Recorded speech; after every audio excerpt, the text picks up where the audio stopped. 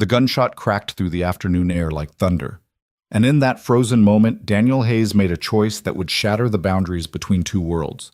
A poor single father with calloused hands and worn shoes threw himself in front of a terrified pregnant woman as death pointed its barrel at her. The bullet meant for her tore through his shoulder, instead painting the sidewalk crimson as strangers screamed and scattered like leaves in a storm. But the woman he saved wasn't just anyone. She was Sophia Lane, heir to a fortune, and her gratitude would transform everything Daniel thought he knew about sacrifice, destiny, and the true meaning of wealth. My friends, this is a story about how one split-second decision on a crowded street corner changed not just two lives, but generations to come.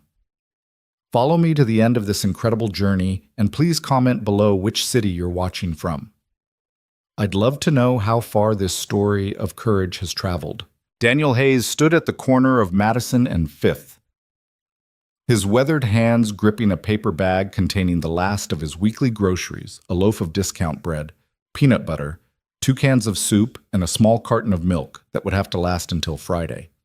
The September sun beat down mercilessly on the concrete jungle of downtown, making the asphalt shimmer like water. He checked his phone for the third time, 2:47 p.m. 13 minutes to get back to his apartment before Mrs. Chen, his elderly neighbor, had to leave for her doctor's appointment. She'd been watching Emma, his 7-year-old daughter, since noon, refusing to take a penny for her kindness. "You just focus on finding work, Daniel," she'd said that morning, her wrinkled face creasing into a smile. Little Emma is no trouble at all. But Daniel knew better. Emma hadn't been no trouble since her mother walked out 2 years ago, leaving nothing but a note that said, "I can't do this anymore." The little girl had nightmares, asked questions Daniel couldn't answer, and sometimes sat by the window for hours watching the street below, as if her mother might suddenly appear.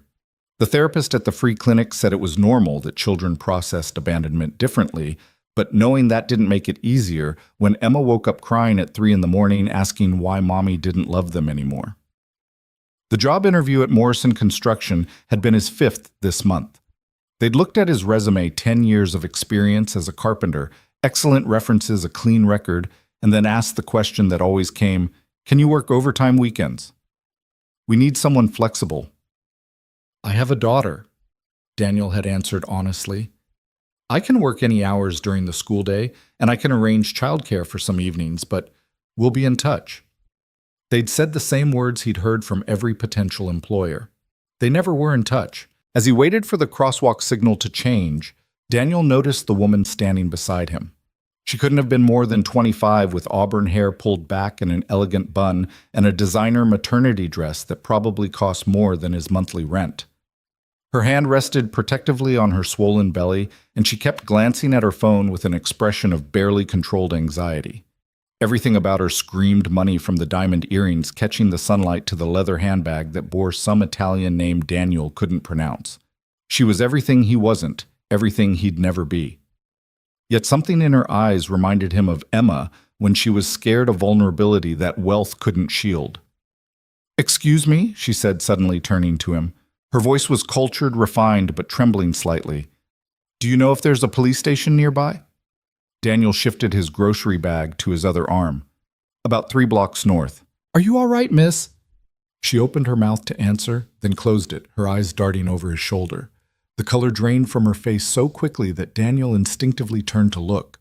A man in a black jacket was pushing through the crowd about 30 feet away, his right hand buried in his pocket. His eyes locked on the pregnant woman with an intensity that made Daniel's skin crawl. There was something predatory in his movement, something purposeful and wrong. "Miss," Daniel said quietly, his construction worker instincts for danger kicking in. "Do you know that man?" "Oh, God," she whispered, her hand flying to her belly. "Oh, God, he found me. I thought I'd lost him at the—" The man's hand emerged from his pocket, metal glinting in the afternoon sun. Time slowed to a crawl. Daniel saw the gun rise, saw the pregnant woman freeze like a deer in headlights, saw the gunman's finger tighten on the trigger. His grocery bag hit the ground, cans rolling across the sidewalk. His body moved before his mind could process the decision. Muscle memory from years of protecting Emma from falls, from sharp corners, from all the dangers a father's love could shield against. He slammed into the woman, wrapping his arms around her as he spun, putting his back to the gunman. The world exploded in sound and pain. The bullet punched through his shoulder blade like a sledgehammer wrapped in fire, the impact driving him forward. He heard screaming, maybe his, maybe hers, maybe the crowd's, as they tumbled to the concrete together, his body cushioning her fall, even as agony ripped through his nervous system. "Run," someone shouted. "Call 911. "He's got a gun." Daniel's vision swam darkness, creeping in from the edges. The pregnant woman was beneath him, his blood dripping onto her expensive dress. Her eyes were wide with terror and shocked tears streaming down her face. "I'm sorry," Daniel whispered, not knowing why he was apologizing. Maybe for bleeding on her, maybe for not being faster. His hand found hers, squeezing weakly. "Your baby. Protect your baby. You saved me." She sobbed, cradling his head as sirens wailed in the distance. "You saved us both. Stay with me. Please, stay with me." But Daniel was already falling into darkness, his last coherent thought not of pain or death, but of Emma. Who would make her peanut butter sandwiches now? Who would check under her bed for monsters? Who would tell her that Daddy loved her more than all the stars in the sky? The ambulance arrived in a chaos of flashing lights and shouting paramedics. They worked on Daniel with practiced efficiency, cutting away his shirt, packing the wound-starting IVs. The pregnant woman refused to let go of his hand even as they loaded him onto the gurney. "Are you family?" a paramedic asked her. No, but..." "Then you need to step back, ma'am." "He saved my life," she screamed, her composure finally shattering completely. "That bullet was meant for me. I'm not leaving him." The paramedic looked at her tear-stained face, at her expensive clothes, now soaked with Daniel's blood, at the fierce determination in her eyes. "Are you hurt the baby?" "I'm fine. We're fine because of him. Please, I have to come with you." They let her ride in the ambulance. She held Daniel's hand as the vehicle screamed through traffic, whispering prayers she hadn't said since childhood. The paramedics worked around her, calling ahead to the hospital, speaking in medical codes that meant nothing and everything. GSW to the right shoulder through and through. Possible pneumothorax. Lost maybe a liter BP dropping. ETA 4 minutes. Daniel's eyes fluttered open for a moment, unfocused and glassy with shock. "Emma," he mumbled. "My daughter. Emma." "She'll be okay," the woman promised, though she had no idea who Emma was. "I'll make sure she's okay. What's your name?" "Daniel Hayes." "I'm Sophia," she said, squeezing his hand tighter. "Sophia Lane, you're going to be okay, Daniel. You have to be okay." But his eyes had already closed again, and the heart monitor's beeping grew more erratic. At St. Mary's Hospital, they rushed Daniel straight into surgery. Sophia was left in the waiting room, her designer dress stiff with drying blood, her hands shaking as she filled out what little information she knew about the man who'd saved her life. The police arrived within minutes, notebooks ready, questions rapid fire. "Miss Lane, can you describe the shooter?" "White male, about 35, brown hair, black jacket. I've seen him before. He's been following me for 3 days." "Do you know why someone would want to hurt you?" Sophia's hand went to her belly. "Because of who my father is. Because of what I inherit. Because..." She broke down sobbing. "That man Daniel, he doesn't even know me. He had groceries, cheap groceries like he was counting every penny, and he threw himself in front of a bullet for a complete stranger." Detective Morrison, a woman with kind eyes and gray-streaked hair, sat beside her. "We've run Mr. Hayes' information. Single father, unemployed carpenter, lives in public housing on the east side. His daughter is 7. "Oh, God," Sophia whispered. "She's just a child. Where is she now?" "A neighbor has been contacted. Mrs. Chen, elderly woman, says she watches the girl often. She's asking about her father." Sophia stood abruptly, swaying slightly as a wave of dizziness hit her. "I need to see her. The little girl, Emma. I need to tell her..." "Miss Lane, you should rest. You've been through a trauma. The child's father is in surgery because of me." Sophia's voice cracked with emotion. "The least I can do is make sure she's not alone and terrified. Please, Detective Morrison." If it were your child, wouldn't you want someone to be there?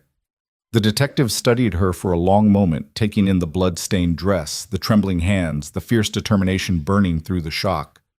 I'll drive you myself, but first you need to be examined. You're pregnant and falls can be dangerous. The examination was quick. Baby's heartbeat strong, no signs of distress, some bruising where Daniel had grabbed her to shield her, but nothing serious. The doctor, an older man with gentle hands, shook his head in amazement. Mr. Hayes positioned himself perfectly to protect you. The way you fell, the way he cushioned you, it's like he knew exactly how to keep you and the baby safe. You're very lucky. He's the one with a bullet hole in his shoulder, Sophia said bitterly. How is that lucky? Because you're both alive, the doctor replied simply. In my 20 years of emergency medicine, I've seen too many situations where everyone loses. This time there's hope. Detective Morrison drove her to Daniel's apartment building, a rundown complex that made Sophia's stomach clench with guilt. The hallways smelled of old cooking and despair, the walls were tagged with graffiti, and half the lights were burned out. This was where the man who'd saved her life lived. This was the world he navigated every day with his daughter. Mrs. Chen answered the door on the second knock, a tiny Chinese woman with steel gray hair and eyes that had seen everything. Behind her, a little girl with Daniel's dark hair and serious eyes peered out anxiously. "You're the woman from the news," Mrs. Chen said, not a question but a statement. "They're already showing it on TV. Is Daniel? He's in surgery," Sophia said, her eyes locked on Emma. The little girl was clutching a worn teddy bear, her face pale with fear. "He's strong. The doctors are doing everything they can." "Are you the lady my daddy saved?" Emma asked in a small voice. Sophia knelt down, her expensive dress pooling on the stained hallway carpet. "Yes, sweetheart, I am. Your daddy is the bravest man I've ever met." "He's always brave," Emma said solemnly. "He checks under my bed for monsters every night, even when he's really tired. Is he going to come home?" The question shattered Sophia's composure.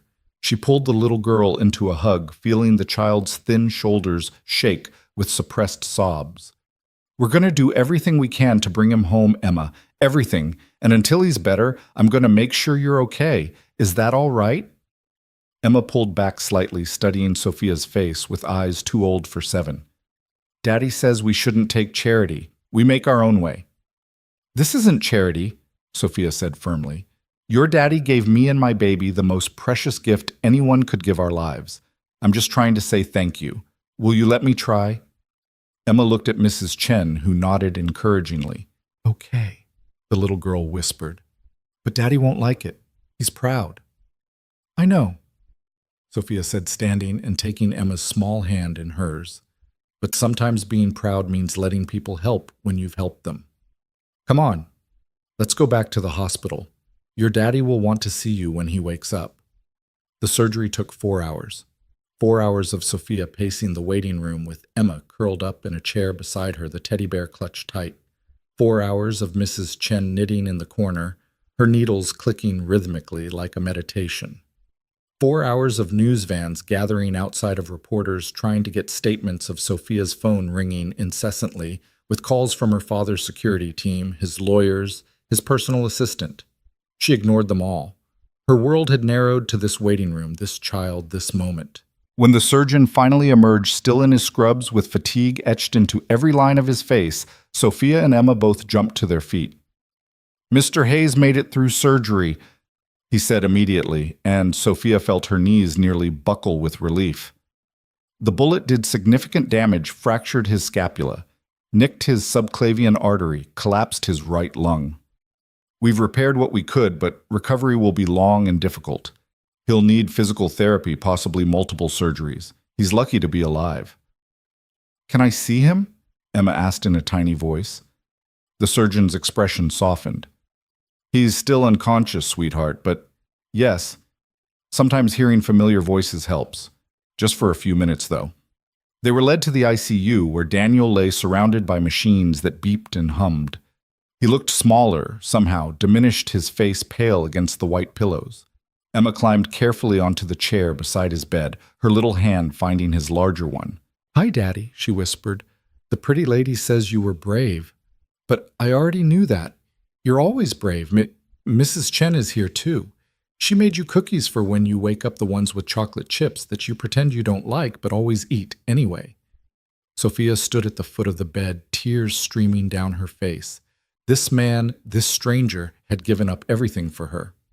His health, possibly his ability to work, maybe even his life, all for a woman he'd never met. "Mr. Hayes," she said quietly. "Daniel, I don't know if you can hear me, but I need you to know something. What you did today, I'll never be able to repay it. But I'm going to try. Your daughter needs you, and I'm going to make sure you both have everything you need to get through this. I promise you that." Daniel's fingers twitched slightly in Emma's grip, though his eyes remained closed. "He squeezed my hand," Emma exclaimed. "Daddy, can you hear me?" But there was no other response, just the steady beep of the heart monitor and the whisper of the ventilator. Over the next 3 days, Sophia barely left the hospital. She set up a rotation with Mrs. Chen to watch Emma, arranged for food to be delivered, and dealt with the endless stream of police questions, insurance forms, and media requests. The story had exploded across the news. Homeless hero saves heiress, single father's sacrifice, a bullet for a stranger. Every channel wanted interviews, exclusive, the inside story. Sophia gave one statement to the press standing outside the hospital with Emma's permission, the little girl's hand in hers. "Daniel Hayes is not just a hero," she said, looking directly into the cameras. "He's a father who wakes up every day and fights for his daughter in a world that's given him very little. He didn't know who I was when he saved me. He just saw a pregnant woman in danger and didn't hesitate. That's the kind of man he is.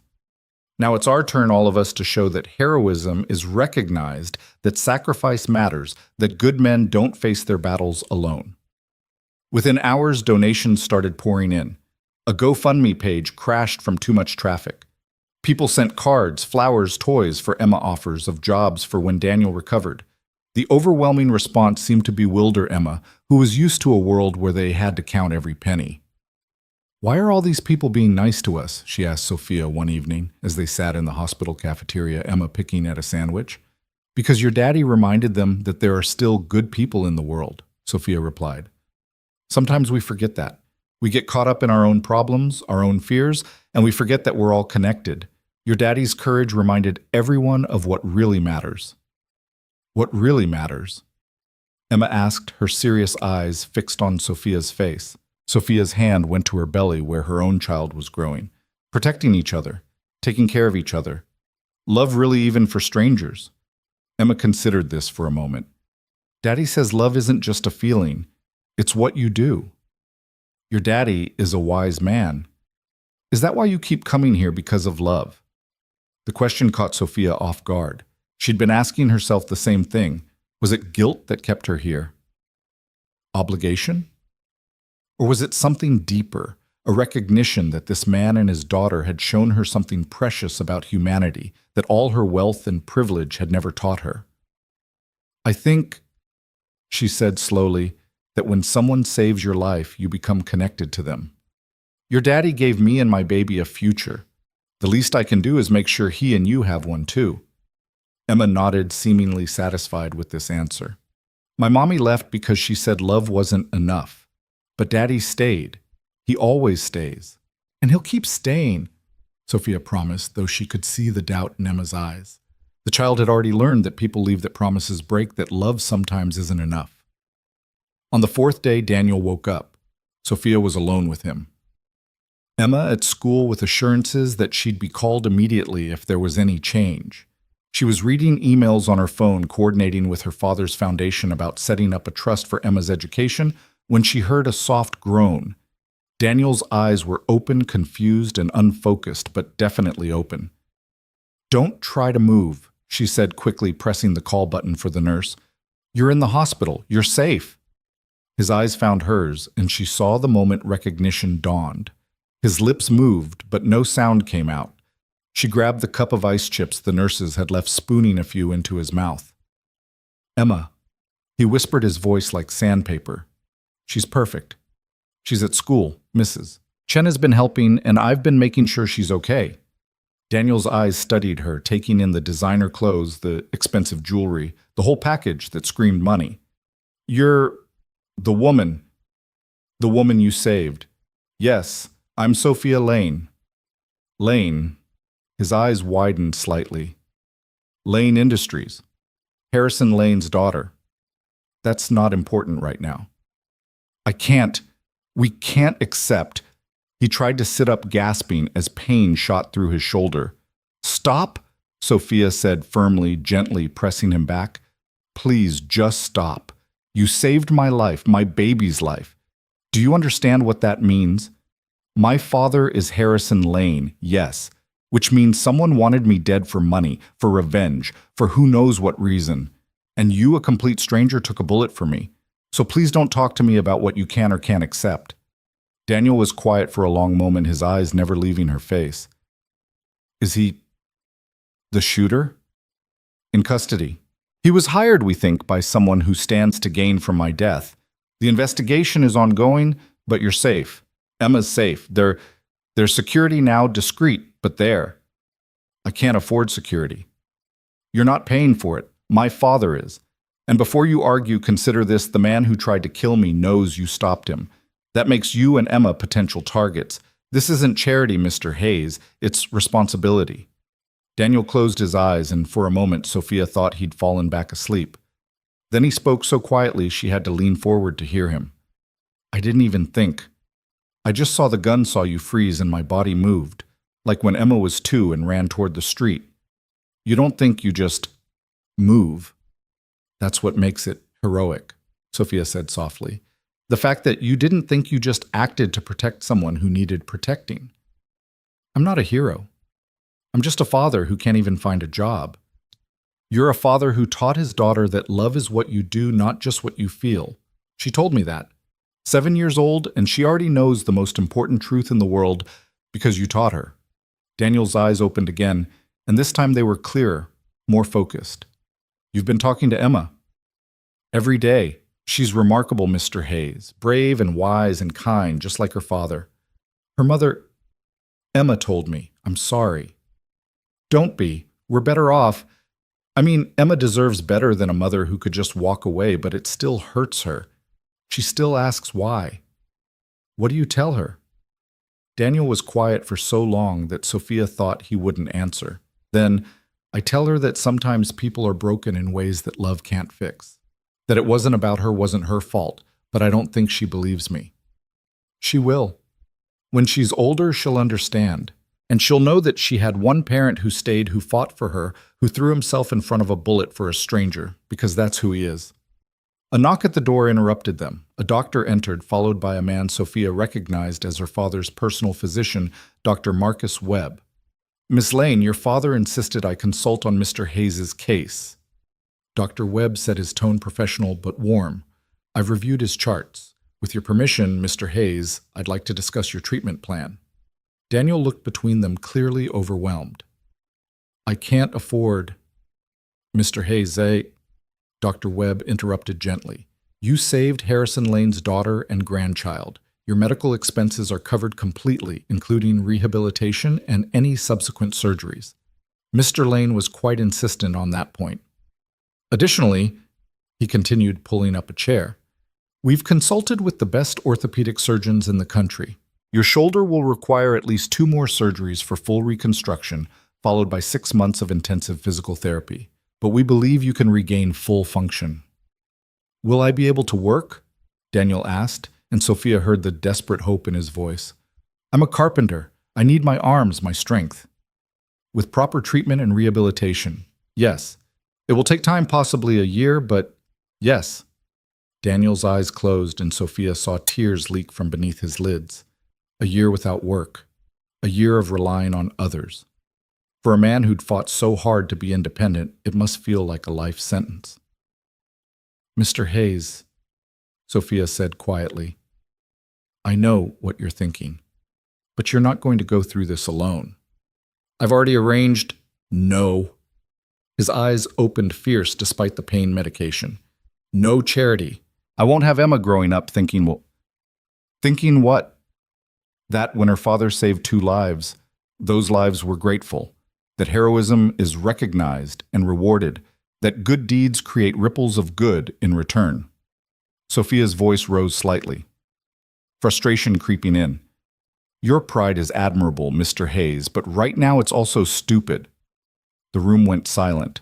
Dr. Webb cleared his throat uncomfortably and excused himself, saying he'd return later to discuss specifics. Daniel stared at Sophia and she stared back, refusing to back down. You don't understand, he finally said. I've been on my own since I was 16. Foster care before that. I've never had anyone to rely on, never had backup. Everything Emma has, everything she is, I built with these hands. He raised his left hand, slightly grimacing at the movement. Taking help. It feels like failure. No, Sophia said firmly. Refusing help when your daughter needs you to heal, that would be failure. I'm not offering charity, Mr. Hayes. I'm offering partnership. You saved my child's life before they were even born. Let me help save your daughter's future. Partnership. I run my father's charitable foundation. We fund educational programs, job training, community development. I want to create a scholarship program, the Daniel Hayes Fund, for single parents in education. You'd be our first recipient, but not our last. You could go back to school, get your contractor's license, start your own business. And when you're successful, which you will be, you'll help fund the next parent who needs a chance. Daniel was quiet, processing. You don't need to create a whole program just for, I'm creating it because you showed me something I'd forgotten living in my bubble of privilege. There are thousands of parents like you, Mr. Hayes. Good people, hard workers held back by circumstances beyond their control. One medical bill, one car breakdown, one lost job away from disaster. Your sacrifice reminded me why my family has money to make a difference. Before Daniel could respond, the door burst open and Emma ran in, still in her school uniform, Mrs. Chen hurrying behind her. Daddy!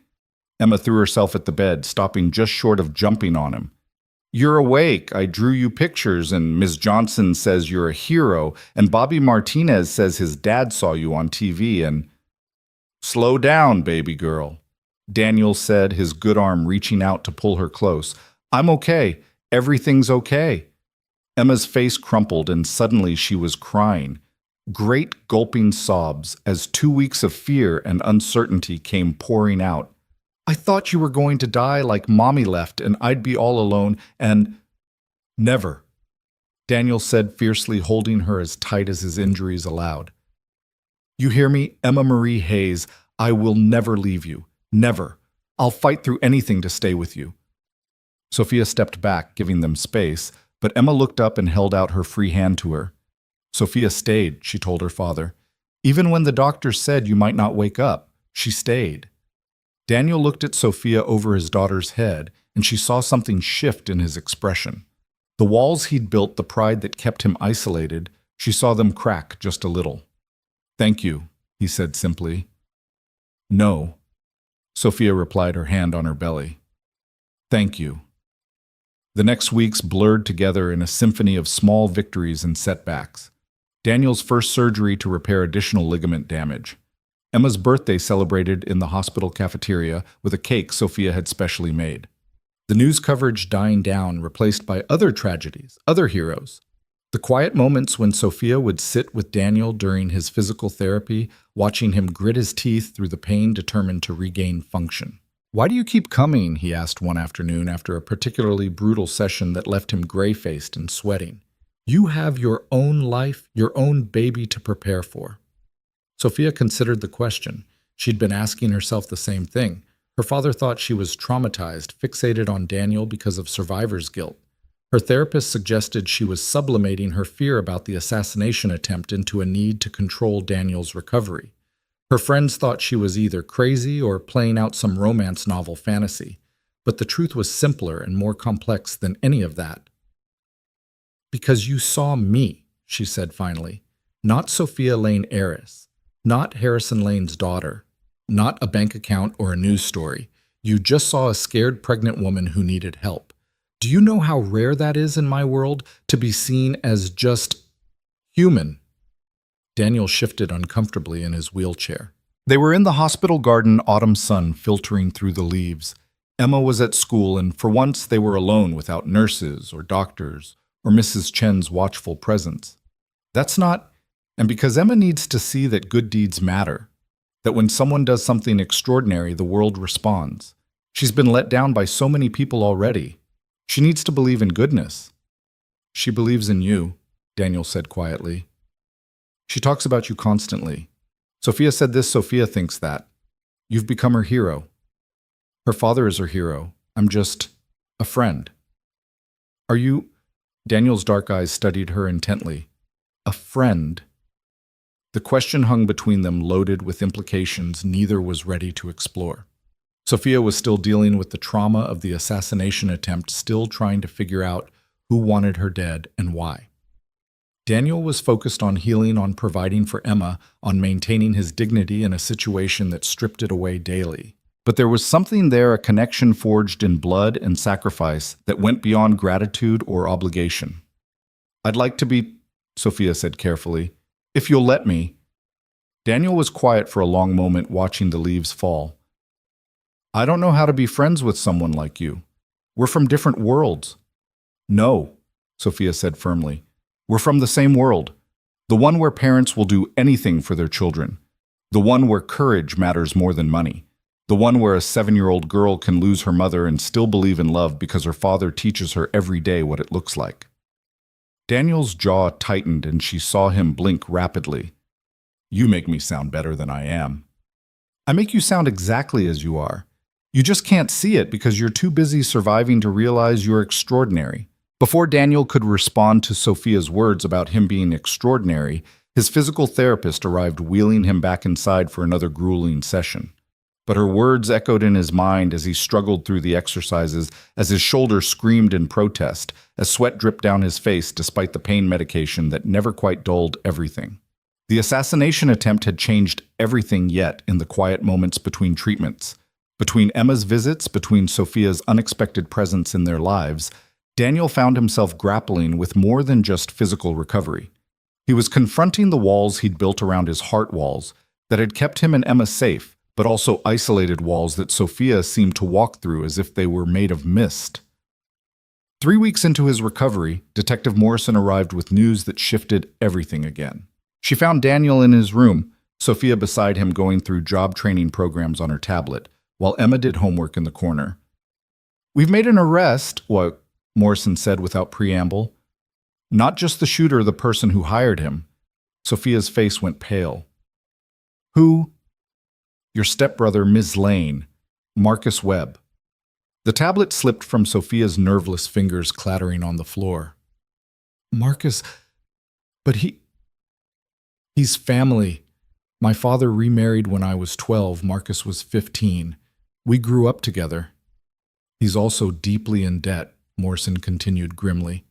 Gambling debts to some very dangerous people. Your father's will leaves everything to you and your child. If something happened to you before the baby was born, it would all go to my father, Sophia whispered. And if something happened to him, Marcus would inherit as the only other legal heir. Morrison's expression was sympathetic but firm. He's confessed Ms. Lane. The gambling debts were over $3 million. The people he owed were threatening his life. He saw your pregnancy as his timeline act before the baby was born, make it look like a random street crime.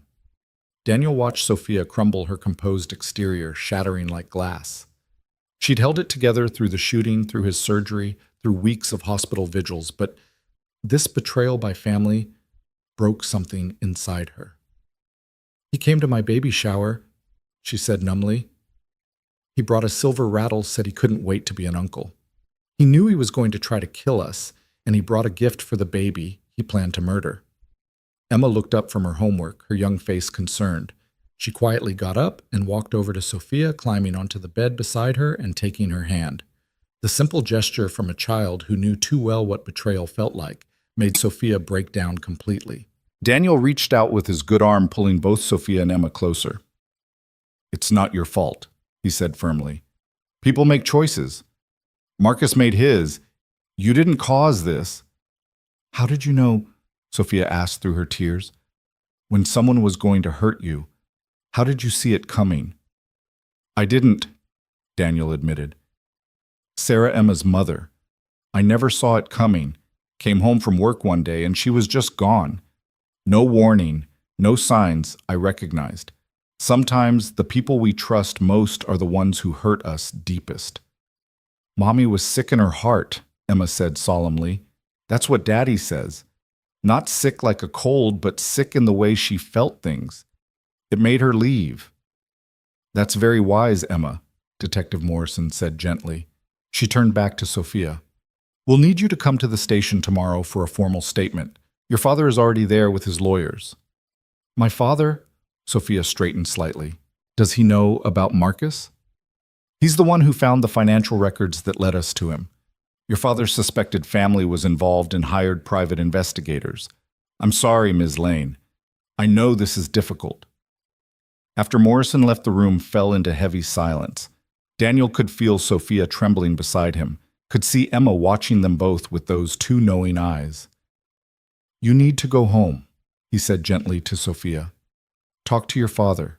Deal with this. I can't, Sophia whispered. That house, knowing Marcus was there planning, I can't go back there. Then stay, Emma said simply. Daddy and I don't have much room, but when we get out of here, you can stay with us. Right, Daddy? Daniel's heart clenched at his daughter's innocent offer. Their apartment was barely big enough for the two of them in a building Sophia wouldn't normally even drive through. But Emma was right. Sometimes home wasn't about space or luxury. It was about feeling safe. Emma, Ms. Lane has her own home. No, Sophia interrupted. Emma's right. Home is where people don't try to kill you for money, where little girls do their homework while their fathers fight through pain, where neighbors like Mrs. Chen bring cookies and gossip and never ask for anything in return. She looked at Daniel, her eyes still wet with tears but fierce with determination. If the offer stands, I'd like to stay close. Not in your apartment, I'll find my own place nearby, somewhere I can start over, somewhere my baby can grow up knowing what real courage looks like. Daniel wanted to protest, to point out the obvious problems with a billionaire's daughter moving to the east side, but something in Sophia's expression stopped him. She'd lost her family today, discovered that blood meant nothing when money was involved. She needed something real to hold on to. There's a unit available in our building, he heard himself saying. 2 bedrooms. The Johnsons just moved out. It's nothing like what you're used to. Good, Sophia said firmly. What I'm used to almost got me killed. Over the next week, Sophia threw herself into transformation with the same intensity she'd once applied to charity galas and board meetings. She hired movers to pack up her penthouse, put most of her belongings in storage, and kept only what she needed. She met with lawyers to restructure her inheritance, creating trusts and foundations that Marcus could never have touched. She visited Daniel every day, but now there was a different energy to her presence, not the desperate gratitude of a saved victim, but the determined rebuilding of a survivor. You're running, Daniel said one afternoon, watching her direct furniture delivery to her new apartment via video call on her phone. You don't have to live like us to prove something. I'm not running, Sophia corrected, wincing as she watched the mover struggle with a crib up the narrow stairs. I'm choosing. For the first time in my life, I'm choosing based on what I want, not what's expected. Do you know what it's like to have every decision made for you? What school to attend, who to date, where to live, what charity to support. Even this baby. She touched her belly. The father was someone my dad approved of. Investment banker, good family, perfect on paper. When I told him I was pregnant, he offered to pay for it to go away because a baby would interfere with his promotion timeline. Daniel's jaw tightened. Where is he now? London. We ended things months ago. He doesn't even know someone tried to kill me. Probably wouldn't care if he did one less complication. She smiled bitterly. Marcus wasn't the only one who saw me as a bank account. He was just the only one willing to kill for it. That's not true, Daniel said quietly. Emma doesn't see you that way. Mrs. Chen doesn't. I don't. No, Sophia agreed, her expression softening. You saw a pregnant woman who needed help. That's all. That's everything.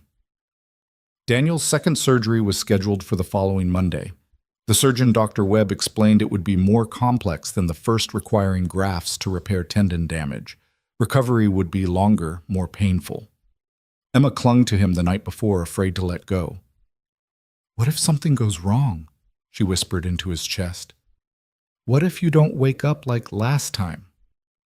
I'll wake up, Daniel promised, stroking her hair. I've got too much to wake up for. You for starters, Mrs. Chen's cookies, seeing you graduate from second grade next month. And Sophia? Emma asked innocently. Will you wake up for her too? Daniel's hand stilled. Emma. She likes you, Daddy. Not like the nurses who think you're handsome. She likes you like you're important. We're friends, baby girl. She's grateful because... No, Emma interrupted with the startling clarity children sometimes possessed. She looks at you the way you used to look at Mommy before Mommy got sick in her heart, like you're worth looking at. Daniel didn't know how to respond to that. The truth was he'd been trying not to notice the way Sophia's presence had become essential to his days, the way her smile made the pain more bearable, the way she challenged him and comforted him in equal measure. She was carrying another man's child, dealing with family betrayal, living in a world so far removed from his own that they might as well be from different planets. Whatever Emma thought she saw was impossible.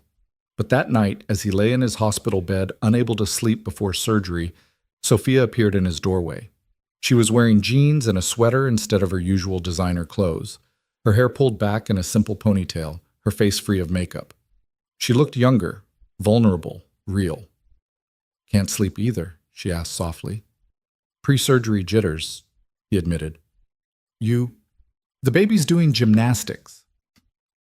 She moved into the room, settling into the chair beside his bed. Plus, I needed to tell you something, in case nothing's going to go wrong tomorrow. I know, but still. She took a breath. My father came to see me today. He offered to buy me a house anywhere I wanted, higher security, make sure I never had to worry about anything again. He meant well. He always means well. But all I could think was that I'd rather be in that tiny apartment next to yours, where Emma does homework at your kitchen table and Mrs. Chen complains about the stairs, than in any mansion he could buy. Sophia, I'm not finished. She leaned forward, her eyes intense in the dim light. You asked why I keep coming here. The truth is, I've been trying to figure that out myself. It started as guilt, then gratitude, then friendship. But somewhere along the way, it became something else. You and Emma, you've shown me what courage really looks like. Not grand gestures or dramatic sacrifices, but getting up every day and choosing to keep going, to keep loving, even when the world gives you every reason to stop. Daniel's heart was racing, the monitors betraying his agitation. You're emotional. The pregnancy, the trauma, Marcus. Don't, Sophia said sharply. Don't dismiss what I'm feeling. I've had people manage my emotions my whole life. I know what I feel, Daniel. I'm falling in love with you, with your strength, your pride, your frustrating stubbornness, with the way you read Emma the same story 3 times when she can't sleep, with the way you fight through pain without complaining, with the man who saw a stranger in danger and didn't hesitate. The room fell silent except for the steady beep of machines. Daniel stared at her, this woman who'd upended his carefully controlled life, who'd brought chaos and possibility in equal measure. I'm nobody, he said finally. A broke single father who can't even work. I'm the woman whose life you saved, the woman who watches you with your daughter and sees what kind of man you really are. The woman who's choosing to raise her child in a tiny apartment in a rough neighborhood because that's where real love lives. She stood leaning over to kiss his forehead gently. You don't have to say anything, just survive tomorrow. Wake up. That's all I need. She left before he could respond, leaving him alone with the thundering of his heart and the impossible hope blooming in his chest. The surgery was longer than expected. Complications arose, scar tissue from the bullet wound, unexpected nerve involvement. Emma sat in the waiting room with Sophia and Mrs. Chen doing her homework with determined focus, as if normal activities could guarantee normal outcomes. He's strong, Mrs. Chen said for the 10th time, her knitting needles clicking rhythmically. Strongest man I know. I know, Sophia replied, her hand on her belly where her baby kicked restlessly. But strong people break too. Not Daniel, Emma said firmly, not looking up from her math worksheet. Daddy bends, but he doesn't break. He told me that. Like the buildings he used to build, they sway in earthquakes, but they don't fall down. 7 hours. 7 hours of surgery, of waiting, of Emma's quiet faith and Sophia's silent prayers, and Mrs. Chen's endless knitting. When Dr. Webb finally emerged exhausted but smiling, they all stood as one. "He did beautifully," the doctor said immediately. "We were able to repair more damage than anticipated. The nerve involvement was tricky, but we believe we've restored full function. Recovery will be long, but his prognosis is excellent." Emma burst into tears of relief, throwing herself into Sophia's arms. Mrs. Chen muttered prayers in Mandarin, her weathered hands clasped together. Sophia held Emma tight, her own tears falling freely. "Can we see him?" Emma asked. "He'll be unconscious for several hours, but yes, briefly." In recovery, Daniel looked even more vulnerable than before. His shoulder, completely immobilized, tubes and wires everywhere. Emma climbed carefully onto the bed beside him, whispering about her math test and the new boy in class who ate paste. Sophia stood back watching them, her heart so full it hurt. "He loves you, you know," Mrs. Chen said quietly beside her. "He just doesn't know how to love someone who doesn't need him." "Everyone needs love," Sophia replied. "Yes, but Daniel needs to be needed. It's how he shows love, by being necessary. You have to teach him that wanting someone is just as important as needing them." The old woman's wisdom hit deep, and Sophia found herself thinking about it over the next weeks as Daniel recovered. He was frustrated by his limitations, angry at his dependence, pushing himself too hard in physical therapy. He was pulling away from her, rebuilding the walls she'd thought were coming down. "You should find a better place," he said one afternoon, 2 weeks post-surgery. "This neighborhood isn't safe for you and the baby." "We've been fine," Sophia countered. She was 8 months pregnant now, moving slower but still coming to every therapy session. "Emma walks me home from the bus stop every day. Mrs. Chen teaches me to cook. The Rodriguez family invited me to their daughter's quinceañera. I'm more at home here than I ever was in my penthouse." "This isn't your world, Sophia." "No, then what is my world? The one where my stepbrother tried to murder me, where my ex-boyfriend saw our child as an inconvenience, where people smile at my face while calculating my net worth." She moved closer, awkward, with her belly between them. "This is my world now, Daniel, the one I choose. The one where people share what little they have instead of hoarding what they don't need. The one where you exist." "I'm your charity case," he said bitterly. "Your project. Save the poor single father feel better about your privilege." The words were meant to hurt, and they did. Sophia stepped back as if slapped. "Is that really what you think? I think you're pregnant and scared and grateful and confused. When the baby comes, when you remember who you are, you'll leave. Just like—" He stopped, but the damage was done. "Just like Emma's mother," Sophia finished quietly.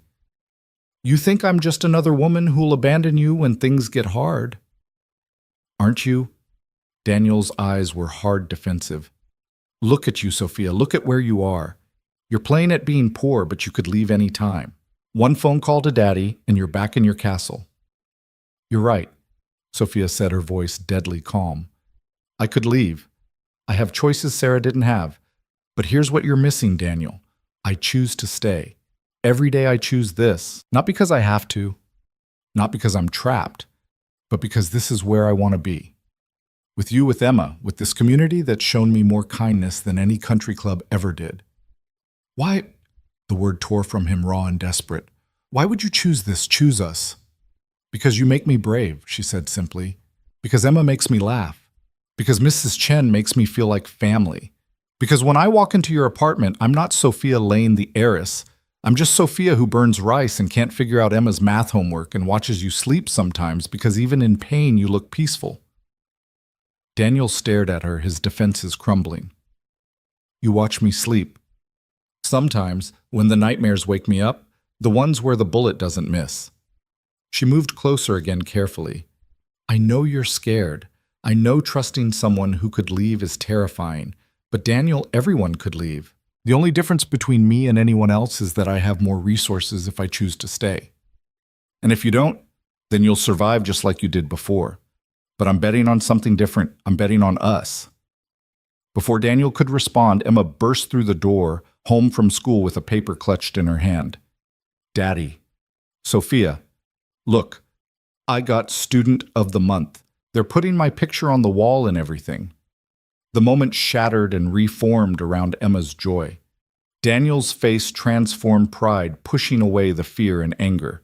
That's amazing, baby girl. Come here, show me. Emma climbed onto his good side, chattering about the ceremony and the certificate and how Bobby Martinez was jealous. Sophia watched them, her hand on her belly, and made a decision. We should celebrate, she announced. Pizza tonight, my treat, and Emma gets to pick the movie. Can Mrs. Chen come? Emma asked hopefully. Of course, it's not a party without Mrs. Chen. That evening, crowded into Daniel's tiny apartment with pizza boxes and Disney movies, something shifted. Maybe it was Emma falling asleep against Sophia's shoulder. Maybe it was Mrs. Chen regaling them with stories of her youth in China. Maybe it was the way Daniel's hand found Sophia's across the couch, tentative but sure. Stay, he whispered later after Emma was in bed and Mrs. Chen had gone home. Not tonight, not like that. But stay. In our lives, in this messy, complicated, impossible thing we're building. I was never planning to leave, Sophia whispered back. 3 weeks later, Sophia's water broke in the middle of Emma's dance recital. She tried to hide it at first, not wanting to disrupt Emma's big moment, but Daniel noticed her grip tightening on his good hand, saw the way she was breathing carefully through her nose. Hospital, he whispered. After Emma's solo, now. They slipped out as quietly as possible, but Emma saw them leaving from the stage. Instead of being upset, she grinned and gave them a thumbs up, continuing her dance with even more enthusiasm. She knows, Sophia gasped through a contraction. She's been watching you like a hawk for days. Kids got instincts. Daniel was already calling Mrs. Chen, arranging for her to pick up Emma after the recital. The labor was quick, almost too quick. They barely made it to the hospital before Sophia was fully dilated, crushing Daniel's hand through contractions that came fast and hard. I'm scared, she admitted between pains. What if I'm like my stepmother? What if I can't love this baby because of how it was conceived? What if— Stop, Daniel said firmly, wiping sweat from her forehead with his free hand. You already love this baby. I've watched you talk to them, sing to them, protect them. You're going to be an amazing mother. How do you know? Because you chose to be, just like you chose us. Just like you choose every day to be more than what was expected of you. The baby came with the dawn screaming and perfect, a daughter with Sophia's nose and her father's dark hair. Sophia cried as they placed the baby on her chest, overwhelmed by the fierce love that flooded through her. She's perfect, Daniel whispered, his own eyes wet. What's her name? Sophia looked up at him. This man who'd saved them both, who'd shown her what real strength looked like. Grace, she said. Grace Sarah Hayes. Daniel froze. Sophia, you can't. I can, and I did. She wouldn't exist without you. Neither of us would. If you're okay with it, I'd like her to have your name. I'd like her to grow up knowing that families are made by choice, not just blood. The father signed away his rights months ago, didn't want the complications. She shifted the baby slightly, looking into her tiny face. But she has a father figure if he'll have us. Someone who'll teach her about courage and sacrifice and love that shows up every day. Daniel was quiet for so long that Sophia worried she'd overstepped. Then he reached out with his good hand, his finger gently touching Grace's tiny fist. The baby grabbed on immediately, holding tight. Emma's going to be insufferable, he said roughly. She's been asking for a sister for years. Is that a yes? That's a, we need to talk about a lot of things. That's a, this is complicated and messy and probably impossible. That's a, my shoulder's still wrecked and I can't work and I have nothing to offer you. That's not a no, Sophia said, smiling through her exhaustion. No, Daniel agreed, leaning down to kiss Grace's head, then hesitantly Sophia's forehead. It's definitely not a no. Emma arrived an hour later, still in her recital costume, practically vibrating with excitement. Mrs. Chen had to physically restrain her from jumping on the bed. Is that my sister? She demanded. Can I hold her? What's her name? Does she like me? Her name is Grace, Sophia said carefully, transferring the baby to Emma's waiting arms. Grace Sarah Hayes, and I think she already loves you. Emma's eyes went wide. She has our name like she's really ours. If you'll have us, Sophia said carefully. Both of us. Emma looked between Sophia, the baby, and her father, her 7-year-old face serious with consideration. Are you going to marry my daddy? Emma, Daniel protested, but his daughter ignored him. Because if you are, you should know he snores, and he can't cook anything but scrambled eggs, and he cries at the end of Toy Story 3. But he also tells the best bedtime stories, and he never forgets promises, and he loves really, really big. Those are good things to know, Sophia said solemnly. And if you're going to be my mom, you should know I don't like broccoli, and sometimes I have bad dreams, and I still miss my first mom even though she left. Emma's voice got smaller. Is that okay? Sophia reached out, pulling Emma and Grace close, feeling Daniel's hand on her shoulder. That's more than okay, sweetheart. That's perfect. The first night home with Grace was a revelation in chaos. Sophia's tiny apartment, which had seemed perfectly adequate when she'd moved in, suddenly felt impossibly small with a crying newborn, an excited 7-year-old who didn't want to go to bed, and Daniel trying to help with one functional arm while still recovering from his surgeries. She won't stop crying, Sophia said desperately, at 2 a.m, walking Grace back and forth across the small living room. I've fed her, changed her, burped her. What am I doing wrong? Daniel watched from the couch where he'd been relegated after trying to take Grace with his bad arm. You're not doing anything wrong. Sometimes babies just cry. Emma screamed for 3 months straight.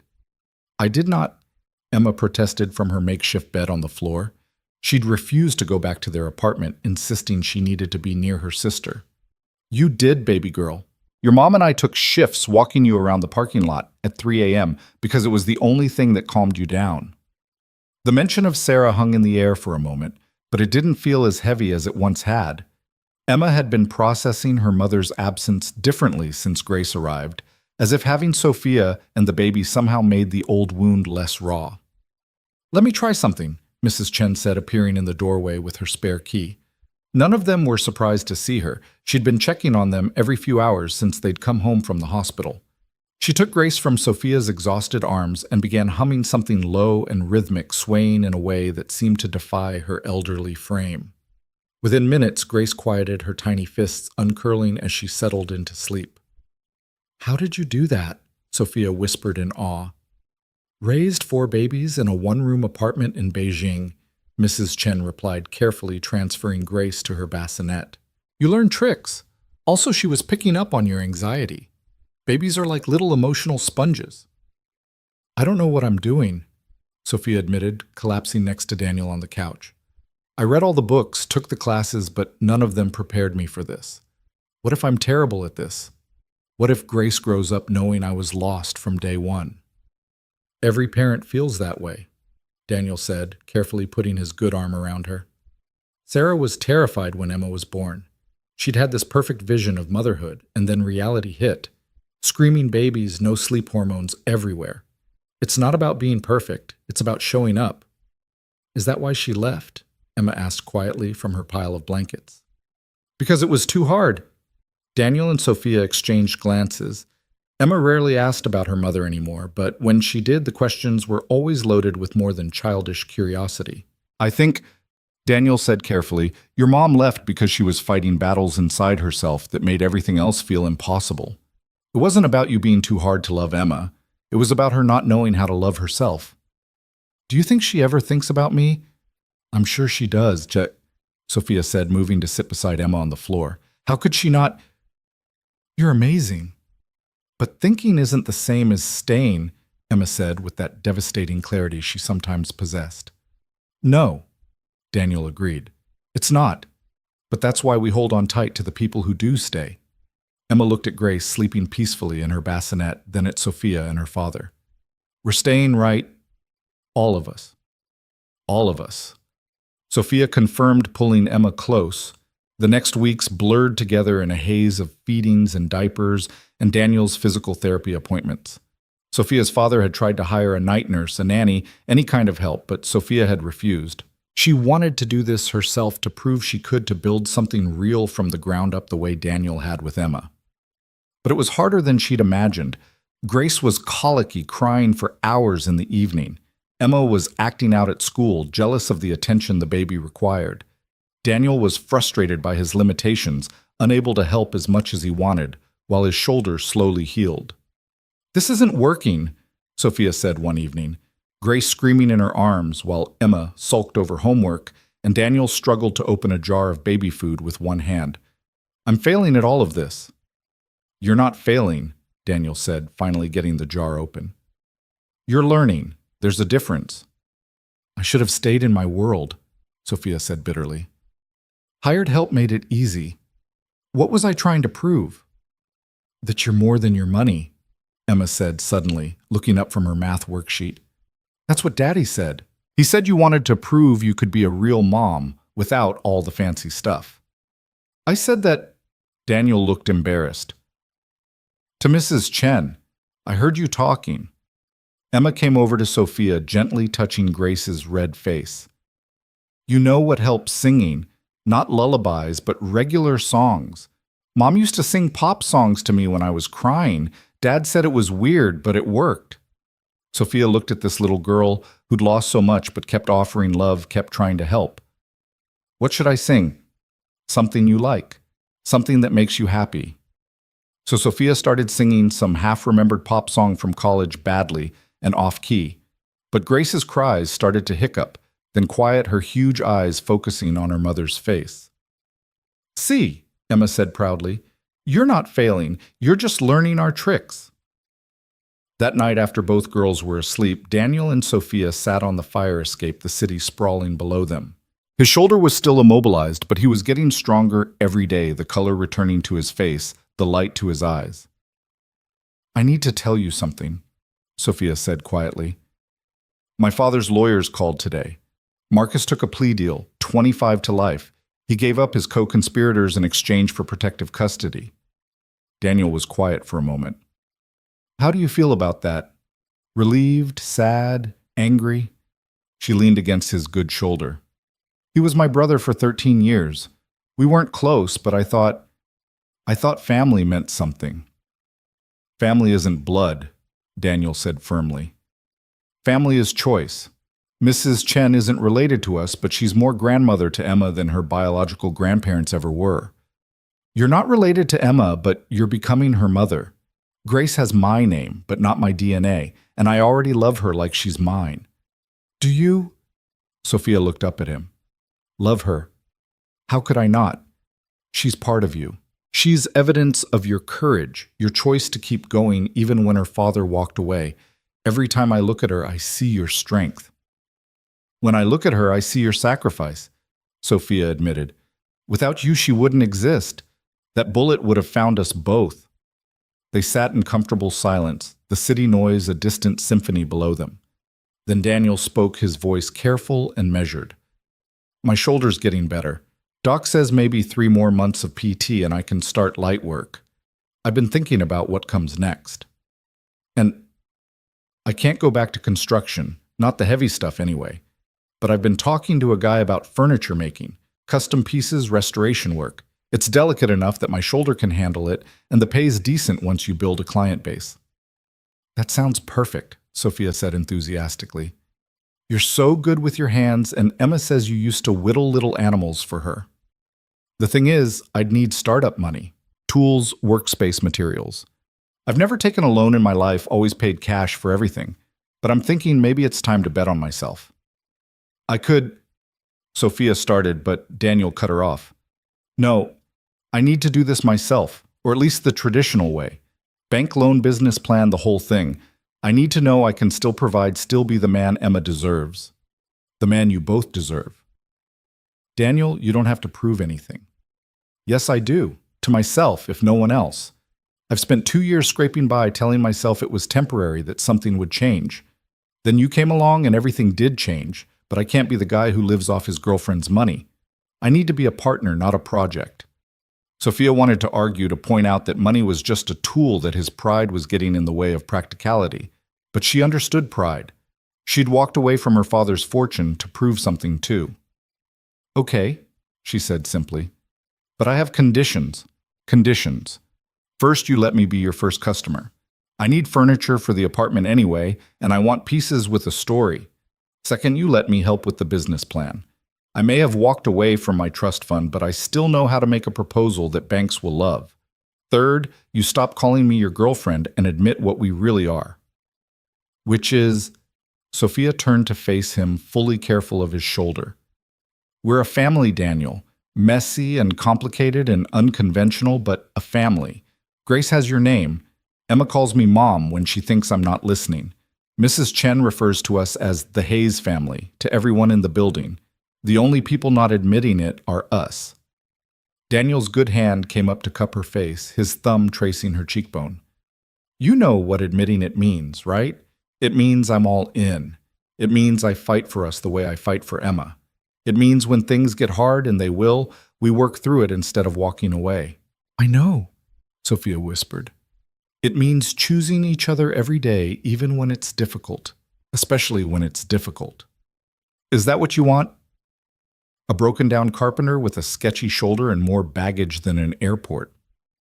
I want the man who jumped in front of a bullet for a stranger, the father who reads 3 bedtime stories even when he's exhausted. The neighbor who fixes Mrs. Chen's leaky faucet without being asked. I want you, Daniel Hayes, exactly as you are. He kissed her, then their first real kiss, careful and tender and full of promise. When they pulled apart, both were breathless. I love you, he said simply. I've been fighting it, telling myself it was too soon, too complicated, too everything. But I love you, Sophia Lane. I love you too, she replied. And just so we're clear, I'm keeping Lane professionally. The foundation is doing too much good to rebrand now. But personally, I think Sophia Hayes has a nice ring to it. Eventually, when you're ready. When we're ready, he corrected. This is a partnership, remember. A cry from inside interrupted them. Grace was awake and hungry. But as they climbed back through the window, Daniel helping Sophia with his good arm, neither felt the exhaustion that had been weighing them down. They felt like what they were, a family, finding its rhythm. The next morning brought unexpected challenges. Emma woke up with a fever. Grace had a diaper rash that made her scream at every change, and the apartment's hot water heater chose that exact moment to break. By noon, everyone was miserable. I'll call a plumber, Sophia said, reaching for her phone. No need, Daniel said, grabbing his toolbox. I can fix it. With one arm. I'll manage. Emma, baby girl, you stay in bed. Sophia, can you handle both girls for an hour?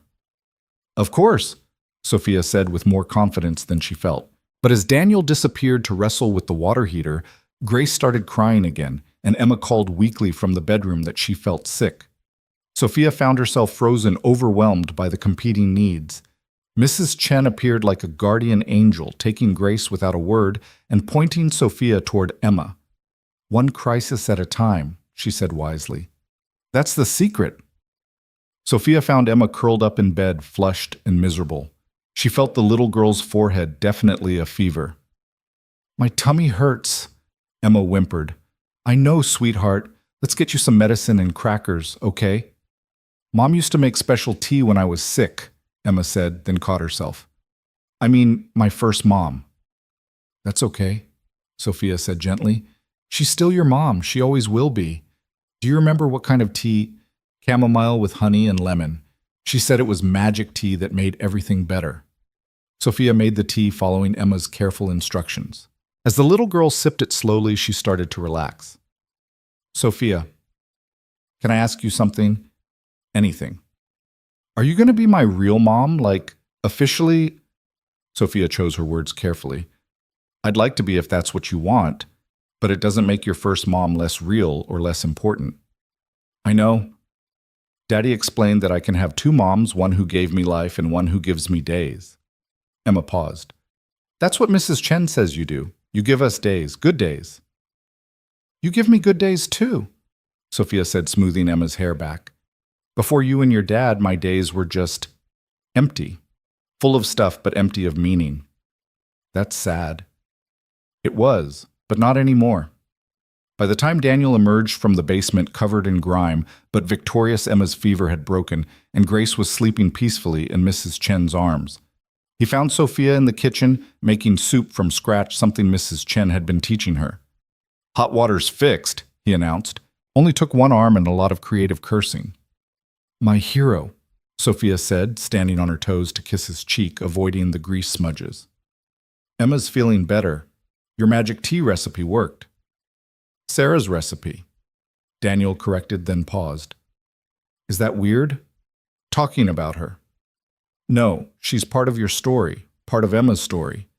We don't have to erase her to move forward. Daniel pulled her close with his good arm. How did you get so wise? I had good teachers.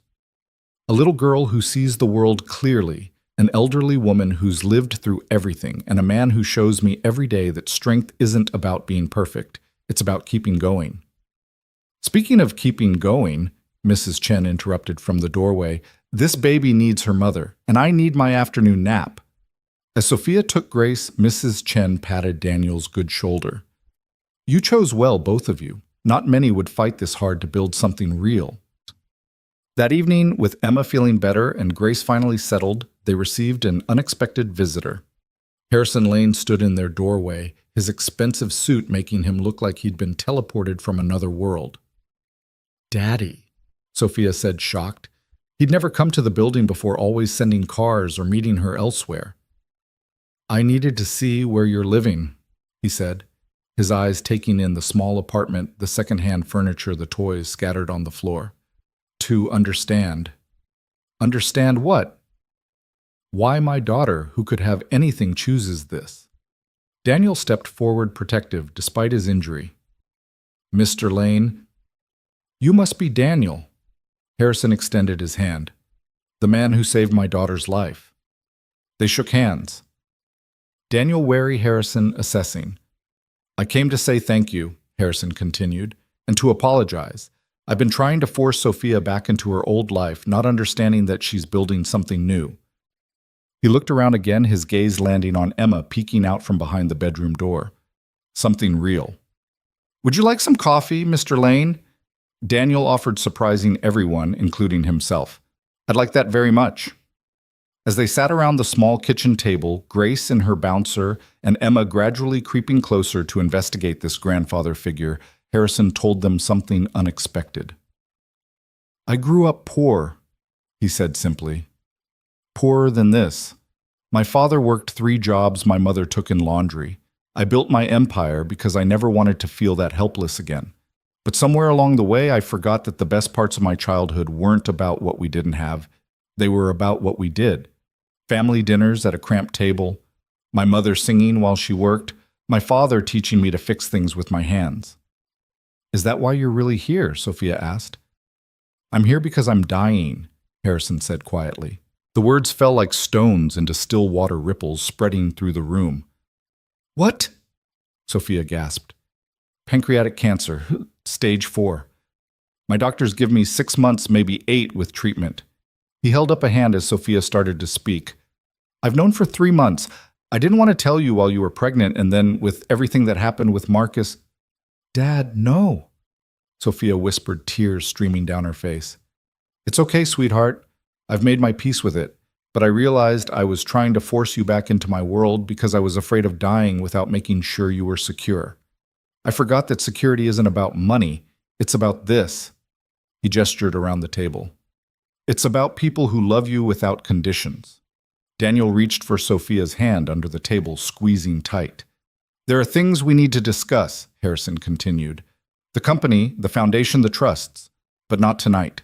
Tonight I just want to sit with my daughter and meet the family she's chosen.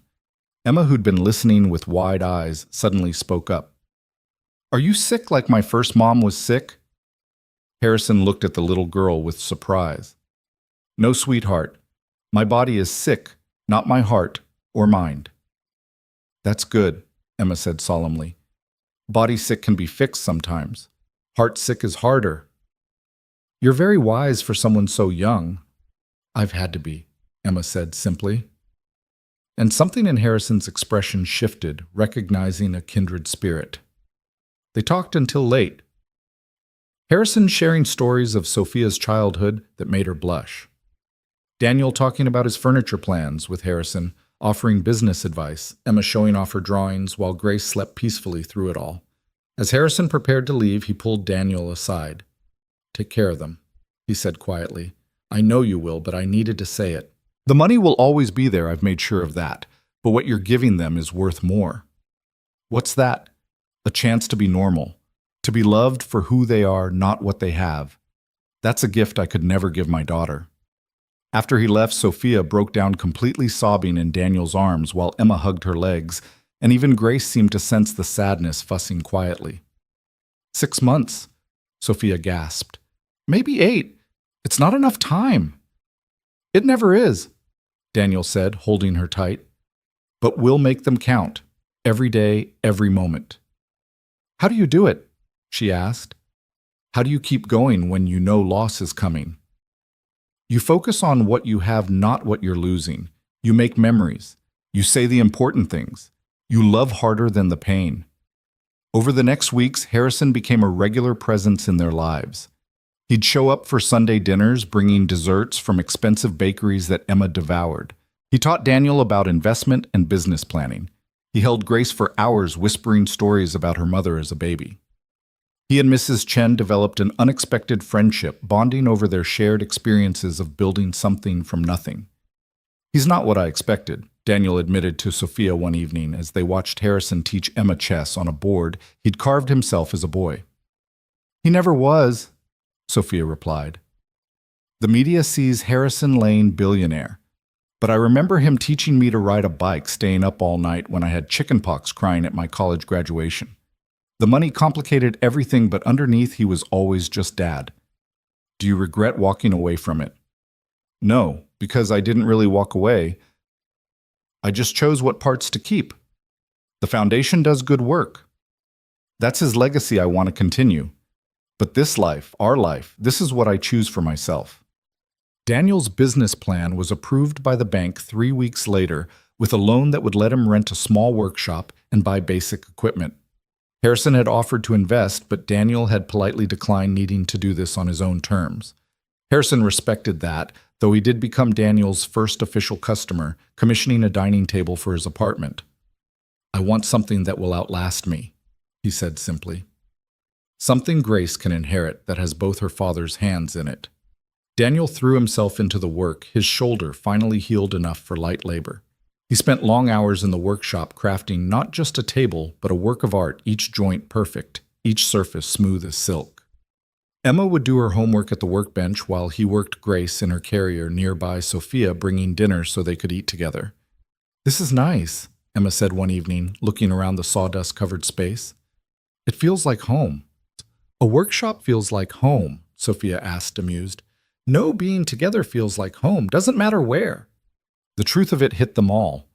Home wasn't a place, it was this constellation of people who'd chosen each other despite the odds. Harrison's health declined faster than expected. By month 4, he was in hospice care, but still sharp, still fighting. Sophia spent every possible moment with him bringing Grace, including Emma, making sure he knew he was loved. I have a confession, he told her one afternoon, morphine making him loose-tongued. I had Daniel investigated when you first started seeing him. Dad, I had to know who had my daughter's heart. You know what the investigator found.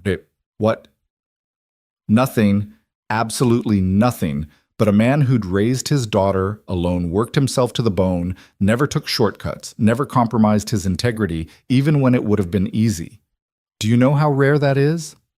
Yes, Sophia said softly. I do. I also had him investigated, Harrison added with a weak smile.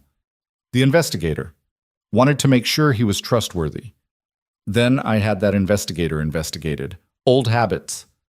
Despite everything, Sophia laughed. You're impossible. I'm thorough. There's a difference. Which reminds me there's something I need to tell you about the will. Dad, we don't need to. Yes, we do. I've left the company in trust for Grace and any other children you have. The foundation goes to you to run as you see fit, but there's also something for Daniel and Emma. Dad, Daniel won't accept. He will because it's not charity. It's an investment in his business structured as a loan with favorable terms. He can pay it back over 30 years if he wants proved to himself he earned it. And Emma gets an education trust that can only be accessed for school expenses. See, I can be sneaky too. He'll see right through it. Of course he will. But he'll also see that I'm trying to respect his pride while taking care of my family. All my family. Harrison died on a Tuesday morning with Sophia holding one hand and Daniel holding the other. Emma and Grace nearby with Mrs. Chen. He went peacefully looking at Grace one last time and whispering, "She has your mother's eyes, but your fighter's heart. She'll change the world." The funeral was a strange affair, billionaires and blue-collar workers side by side, the elite of society mixing with Daniel's construction friends and the families from their building. Emma gave a speech that made everyone cry, talking about how Mr. Harrison taught her chess and told her she was smart enough to beat anyone.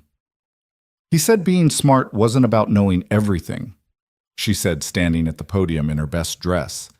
It was about learning from everyone. He learned stuff from my dad about building things, and from Mrs. Chen about making tea, and from me about Pokemon. He said every person was a teacher if you listened right. Afterwards, at the reception, Sophia had insisted on holding in their neighborhood community center instead of some fancy hotel people who would never normally speak found themselves in conversation. Harrison's business partners learned about Daniel's furniture from his construction buddies. Society matrons got recipes from Mrs. Chen and the other building grandmothers. Boundaries blurred, walls came down, and Harrison's final lesson became clear: connection mattered more than class. The weeks following Harrison's funeral passed in a blur of legal meetings and paperwork that threatened to drown Sophia in responsibility. She found herself CEO of a foundation with $1 billion endowment executor of an estate that made headlines in financial newspapers, and still a new mother trying to figure out how to balance Grace's feeding schedule with board meetings she couldn't postpone. "This is insane," she said one evening, surrounded by legal documents while Grace fussed in her bouncer and Emma tried to do homework at the same cluttered table. "Dad ran all of this for 40 years. How did he manage it?" "He didn't have a baby and a 7-year-old," Daniel pointed out, shifting Grace to his shoulder where she immediately quieted. His furniture business had officially launched the week before, and sawdust clung to his work clothes despite his attempt to brush it off. He also had an army of assistants. "I don't want an army. I want our life just with less paperwork drowning me." She pushed the documents aside, frustrated. "The board wants me to move the foundation offices to a more appropriate location. They think running it from a converted storefront in our neighborhood makes us look unprofessional." "What do you think?" "I think they can stuff their opinions in their expensive briefcases," Sophia said with uncharacteristic venom. "Dad built his empire from a garage. I can run a foundation from a storefront." Emma looked up from her math homework. "You should tell them that, but maybe nicer." "When did you become the diplomat in this family?" Daniel asked, ruffling his daughter's hair. "Someone has to be," Emma replied seriously. "You're too stubborn, Sophia's too proud, and Grace just screams when she doesn't like something." As if to prove her point, Grace let out a wail that had all of them wincing. But before anyone could move Mrs. Chen appeared in the doorway with her spare key and her uncanny timing. "Give me that baby," she commanded, taking Grace from Daniel. "You three need to talk without screaming soundtrack." "About what?" Sophia asked, though she knew. They'd been dancing around it for weeks. "About the elephant in the room," Mrs. Chen said bluntly.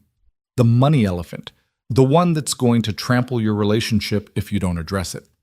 She left with Grace before anyone could protest, leaving them in uncomfortable silence. Daniel spoke first. "She's right. We need to talk about it." "About what?" "The fact that I inherited enough money to buy a small country while you're working 18-hour days to make ends meet." Sophia's voice was sharp with exhaustion and frustration. "Or the fact that you won't let me help because your pride matters more than our family's comfort." "That's not fair." "Isn't it? Emma needed new school shoes last week, and you made her wait until you got paid instead of letting me buy them. You're killing yourself in that workshop while I have money sitting in accounts I don't even know how to access yet." "I'm not taking your father's money," Daniel said firmly. "It's not his anymore. It's mine. Ours. We're a family, remember." "Are we?" Daniel stood abruptly, pacing to the window. "Because families make decisions together. You decided to keep the foundation to take on all these responsibilities without discussing it with me. You decided to turn down Dad's investment without discussing it with me. Stop fighting." Emma's voice cut through their argument like a knife. She was standing now, tears streaming down her face. "You're going to ruin everything, just like Mom and Dad did before she left." The words hung in the air like a physical presence. Daniel went pale, and Sophia felt her heart crack. "Emma, sweetheart," Sophia started, but Emma was already running to the bedroom, slamming the door behind her. Daniel sank back into his chair, head in his hands. She's right. This is exactly what happened with Sarah. Fighting about money, about pride, about everything except what actually mattered. "We're not Sarah and Daniel," Sophia said quietly. "We're us. And we can figure this out without anyone leaving. Can we? Because from where I'm sitting, it feels like we're two people from different worlds trying to force something that maybe isn't meant to work." The words hurt more than Sophia expected. "You don't mean that." "Don't I?" Daniel looked up, his eyes full of pain. "You're a billionaire, Sophia. I'm a carpenter with a bad shoulder and a struggling startup. What are we doing?" "We're loving each other," Sophia said simply. "At least I thought we were." Before Daniel could respond, Mrs. Chen returned with a now calm grace and a stern expression. "Emma is at my apartment," she announced. "She's upset but safe. Now you two are going to sit here and talk like adults who love each other instead of children fighting over toys." She settled herself in a chair like a small but immovable mountain. "I've lived through war, famine, and 3 marriages. I know what kills love and what saves it. Pride kills it. Fear kills it. But honesty, compromise, those save it." "It's not that simple," Daniel protested. "It's exactly that simple," Mrs. Chen countered. "You love her, Mum." "Yes." "You love him?" she asked Sophia. "More than anything." "Then everything else is just details." "Complicated details, yes, but still just details." She stood heading for the door. "I'll keep Emma tonight. You two figure out your details. But remember that little girl has already lost one mother. Don't make her lose another." After she left, Sophia and Daniel sat in silence for a long moment, Grace sleeping peacefully between them, unaware of the tension. "I'm scared," Daniel finally admitted. "Scared that you'll realize you made a mistake slumming it with us. Scared that the money will change everything. Scared that I'll never be enough." "I'm scared too," Sophia confessed. "Scared that my money will always be between us. Scared that you'll resent me for having what you worked so hard for. Scared that we'll let pride destroy something beautiful." "So what do we do?" Sophia stood moving to sit beside him, taking his calloused hand in her manicured one. "We be honest about the challenges. We make decisions together. We remember that the money is just a tool, not a measure of worth." "Easy to say when you have it," Daniel said, but without venom. "Then let me make it easier." Sophia took a deep breath. "I'm putting the entire inheritance except for the foundation funds into a trust. It'll pay out a reasonable yearly amount enough to live comfortably, but not extravagantly. The rest gets locked away for Grace, Emma, and any other kids we might have. That way we're living on what we earn, not what I inherited." Daniel stared at her. "You do that, give up billions." "I'm not giving it up. I'm investing it in our children's future, and I'm choosing to build our present together as equals." She squeezed his hand. "Your business, my foundation work, we build those ourselves. No shortcuts, no easy money. Just us." "The foundation still comes with a massive salary," Daniel pointed out, "which I'll earn by working my ass off to change lives, just like you earn yours creating beautiful things with your hands." She met his eyes. "We both work. We both contribute. We both sacrifice. That's what partners do." Daniel was quiet for a long moment, then pulled her close with his good arm. "Your father would think we're crazy." "No," Sophia said softly. "He'd understand. He built his empire from nothing because he wanted to matter to make a difference. That's what we're doing, just differently." "I need to apologize to Emma," Daniel said. "She shouldn't have to worry about us falling apart. We both do. But first we need to make sure she's right to believe we won't." "Are you proposing?" Daniel asked with a slight smile. "Are you accepting?" "I don't have a ring. Can't afford one that would mean anything compared to what you're used to." Sophia stood walking to a drawer and pulling out a small box. Inside was a simple band, worn and scratched. "This was my mother's. Her original wedding ring from before Dad made his money. She died when I was 3, but Dad kept it. He gave it to me when Grace was born, said I'd know when to use it." Daniel took the ring, examining it in the light. It was plain silver, probably worth less than $100, but the weight of its history made it priceless. Sophia Lane, he said slowly, will you marry a stubborn carpenter who's probably going to drive you crazy with his pride and his need to fix everything himself? Only if Daniel Hayes will marry a spoiled heiress who's trying to learn how to be a real person and probably failing half the time. Deal? He said, slipping the ring onto her finger. They kissed soft and sweet until Grace's hungry cry interrupted them. We should get Emma, Sophia said, picking up the baby to nurse. Tell her together. They found Emma at Mrs. Chen's apartment, curled up on the ancient sofa with hot chocolate and red-rimmed eyes. When she saw them together, her face crumpled. I'm sorry, she whispered. I didn't mean to yell. I just got scared. No, baby girl, we're sorry, Daniel said, scooping her up despite his still weak shoulder. We shouldn't have been fighting like that. Adult problems aren't your responsibility. But they affect me, Emma said with that devastating honesty. When you fight, my whole world shakes. We know, Sophia said, joining them on the sofa, Grace still nursing contentedly. That's why we made some decisions. Together. Are you leaving? Emma asked fearfully. Look at Sophia's hand, Daniel suggested.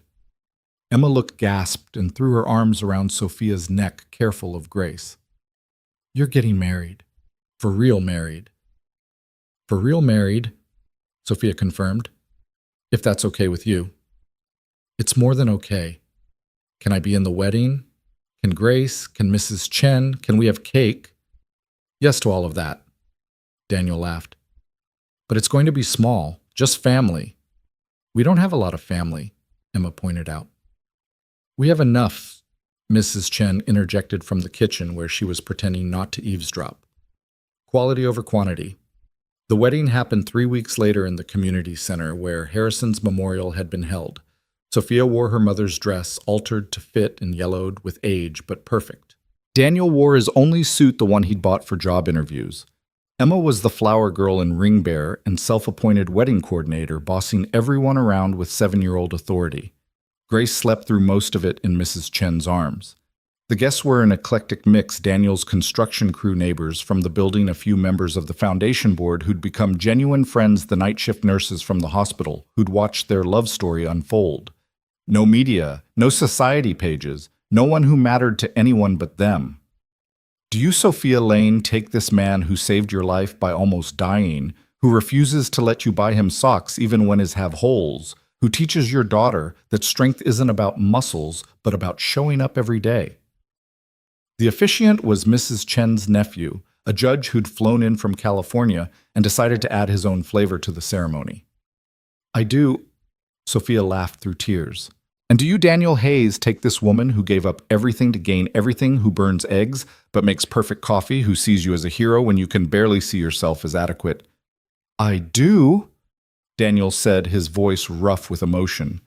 Then, by the power vested in me by the state of New York and by Mrs. Chen, who threatened me if I mess this up, I pronounce you husband and wife. They kissed to thunderous applause and Emma's delighted squealing. Grace woke up and added her own cry to the celebration. Mrs. Chen wiped tears she'd deny later. The reception was potluck style, everyone bringing something.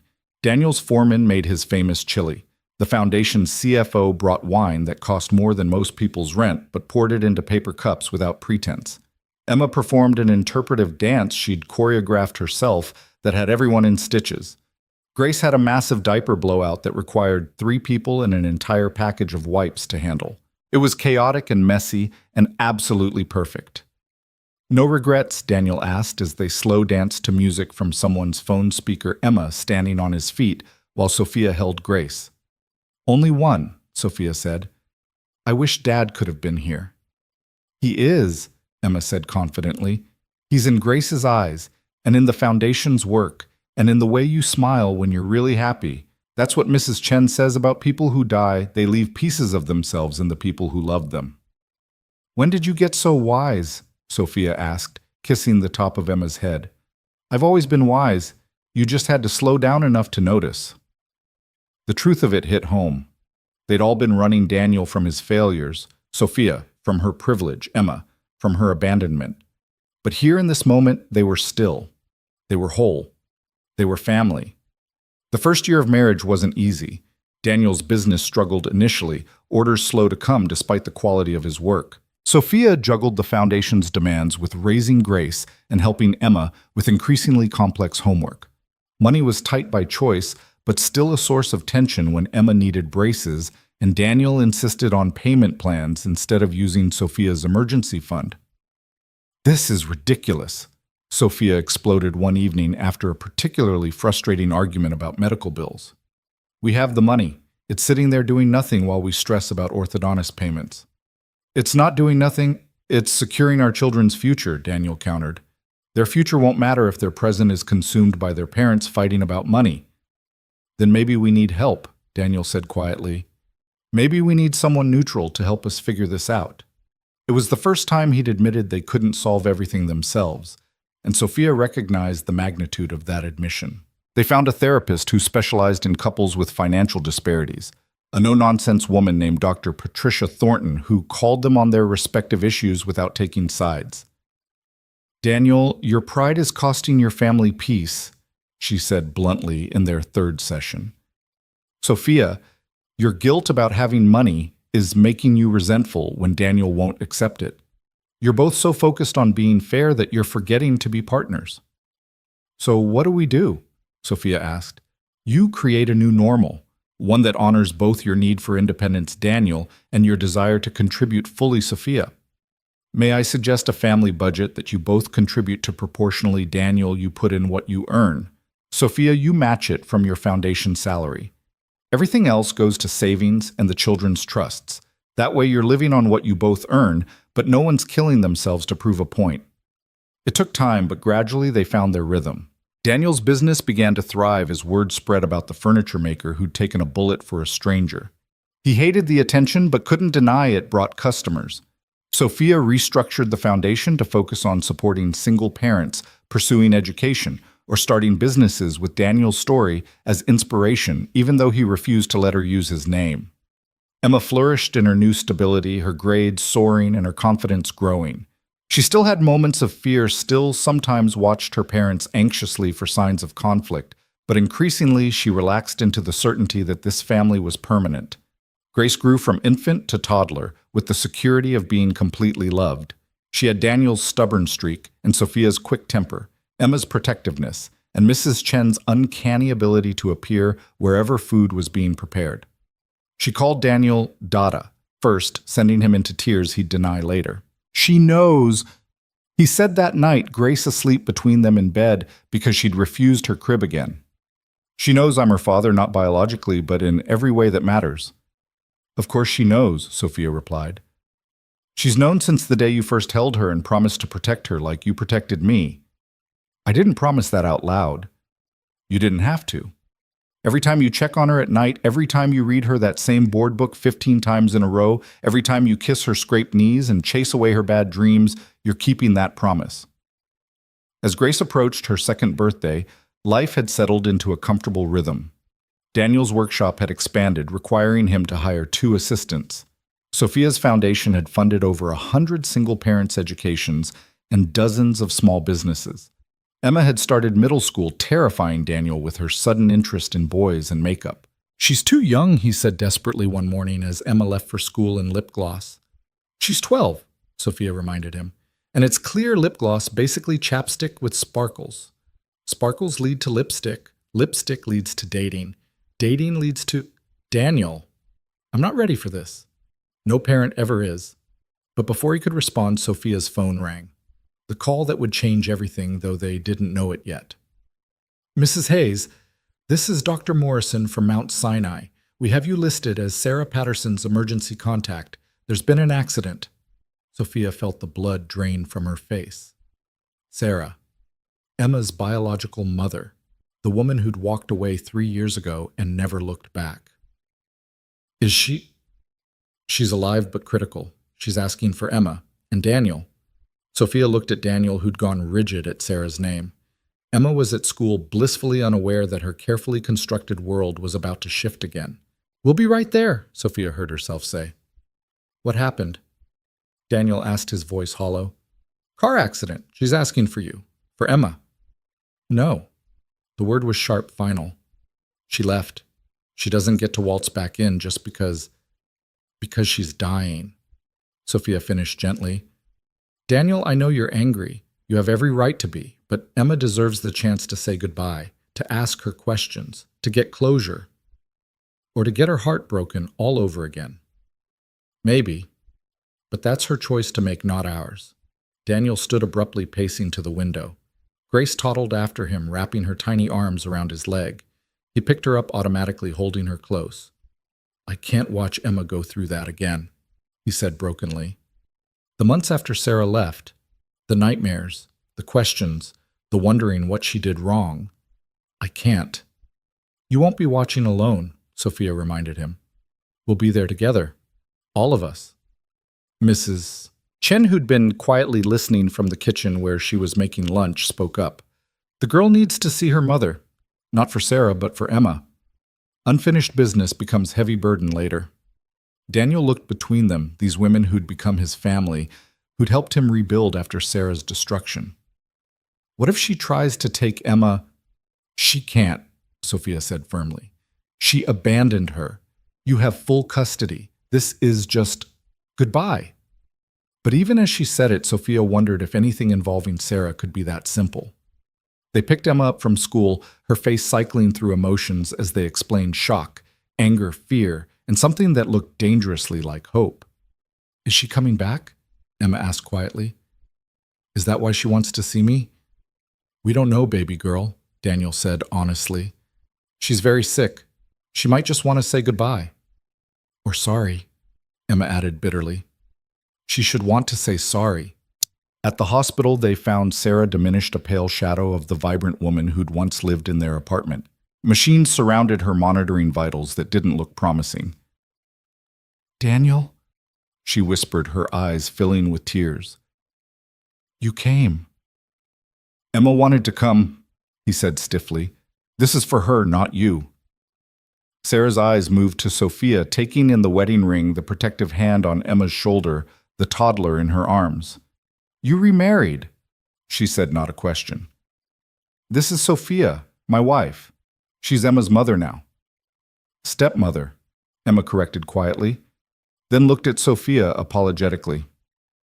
I mean, you're my mom too, but it's okay, sweetheart, Sophia said. You're allowed to have complicated feelings about complicated things. Sarah watched this interaction with something like wonder. You're happy, all of you. We are, Daniel confirmed. No thanks to you. I know. Sarah's voice was barely a whisper. I know what I did was unforgivable. But I need to explain. Emma deserves to know it wasn't her fault. I've told her that. But she needs to hear it from me. Sarah looked at Emma directly.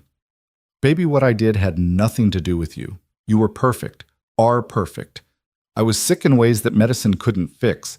Depression, they called it later, but it was more than that. It was like drowning in air, like being buried alive in my own mind. Then why didn't you get help? Emma asked, her voice small but fierce. Daddy would have helped. He always helps. I know, but I convinced myself you'd both be better off without me, that my darkness would infect you, hurt you, so I left before I could destroy you. You destroyed us anyway, Emma said bluntly. Daddy cried when he thought I was asleep. I had nightmares for a year. I thought I wasn't good enough to make you stay. Sarah's tears came faster. I'm so sorry, so sorry. I thought I was saving you, but I was just a coward. Yes, Daniel agreed. You were. But you survived, you thrived. You found Sophia and built something beautiful. They built it, Emma corrected. I just got lucky they included me. Oh, sweetheart, Sophia said, pulling Emma close. We're the lucky ones. Sarah watched them, this unit that had formed in her absence, and something like peace crossed her face. I'm dying, she said simply. The accident. There was internal damage they can't fix. Days, maybe a week. I wanted to find you to apologize, to see if maybe... But I see you don't need me. You never did. That's not true, Daniel said unexpectedly. Everyone looked at him in surprise. Emma needed you. She needed her mother. But when you couldn't be that, she found another way. We found another way. Not because we didn't need you, but because we had to survive without you. Sarah nodded, understanding the distinction. I have some things. Not much, but letters I wrote to Emma over the years, but never sent. Jewelry from my mother. Could she have them when she's ready? Sophia said, speaking for the first time. We'll keep them safe until she's ready. Sarah studied her, this woman who'd stepped into the void she'd left. Thank you for loving them. Thank you, Sophia replied carefully, for leaving them whole enough to love. It wasn't forgiveness, but it was acknowledgement.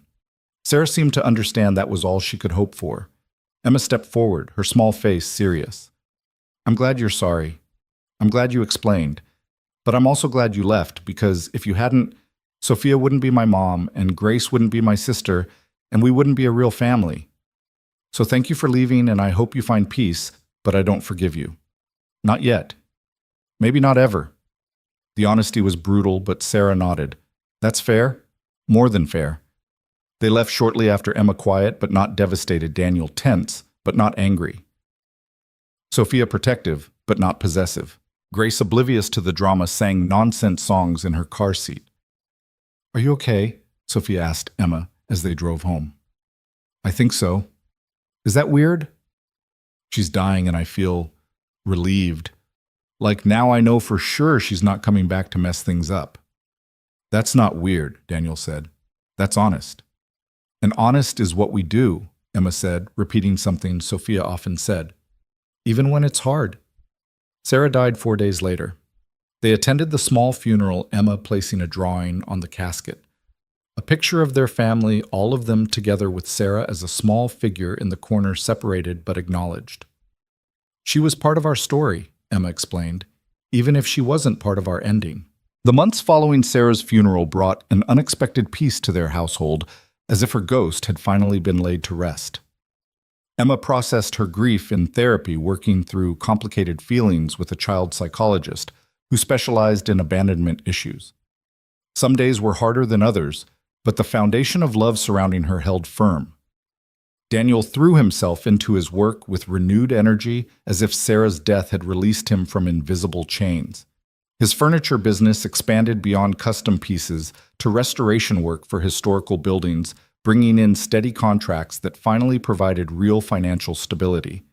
He hired 2 more craftsmen, both single fathers he'd met through Sophia's foundation, understanding firsthand their need for flexible schedules. You're building an empire, Sophia teased one evening, reviewing his quarterly reports, while Grace colored enthusiastically on papers that were thankfully not important. I'm building a legacy, Daniel corrected, pulling her onto his lap despite her protests about the paperwork. Something the girls can be proud of, something that says their father was more than just a guy who got shot once. You were never just that, Sophia said firmly, kissing him soundly. You were the hero who changed everything. Gross, Emma announced from the doorway, though she was smiling. Also, Grace is eating crayons again. Indeed, Grace had moved from coloring to taste testing her face covered in waxy red streaks.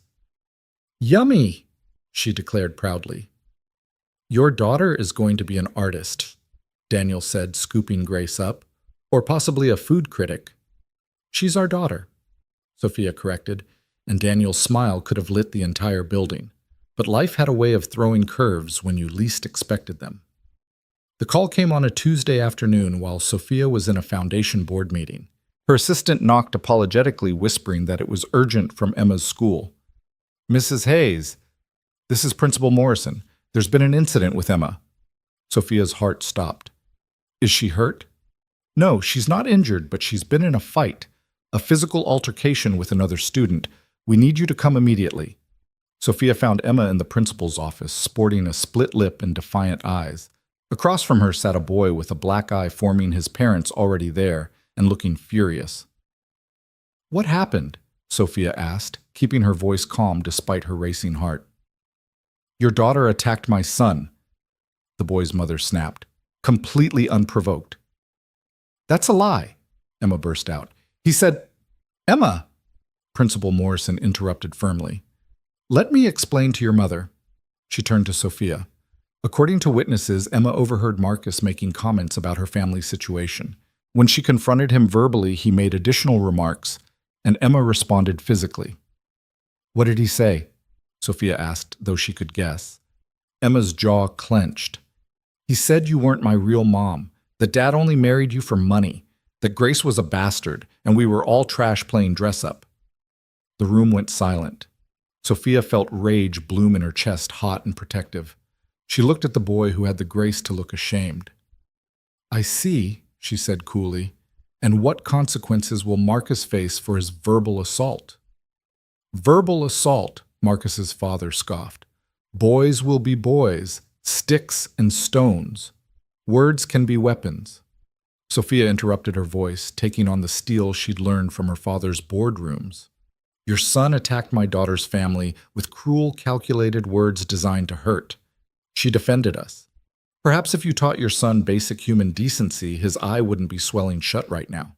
How dare you? No, how dare you raise a child who thinks it's acceptable to attack other children's families?" Emma will accept whatever punishment the school deems appropriate for the physical altercation, but I expect Marcus to face equal consequences for instigating it with his cruelty. Principal Morrison cleared her throat. Both students will receive 3 days suspension. Marcus will also attend sensitivity training. Emma, you'll need to complete anger management sessions with the school counselor. "That's fair, Sophia agreed, standing. "Come on, Emma. Your father needs to hear about this." In the car, Emma finally broke down. "I'm sorry," she sobbed. "I know I shouldn't have hit him, but he kept saying awful things, and I just snapped." "I understand," Sophia said, pulling over to hug her properly. "I'm not condoning violence, but I understand defending your family. We'll deal with the consequences together." "Dad's going to be disappointed." "Maybe. Or maybe he'll understand better than you think." Daniel's reaction surprised them both. After hearing the full story, he pulled Emma into a fierce hug.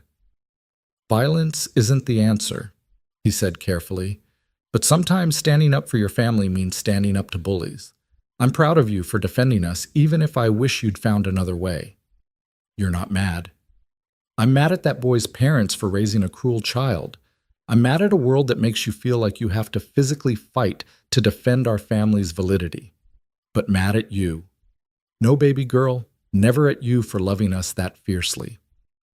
During Emma's suspension, she spent her days at Daniel's workshop, learning to sand wood and repair furniture.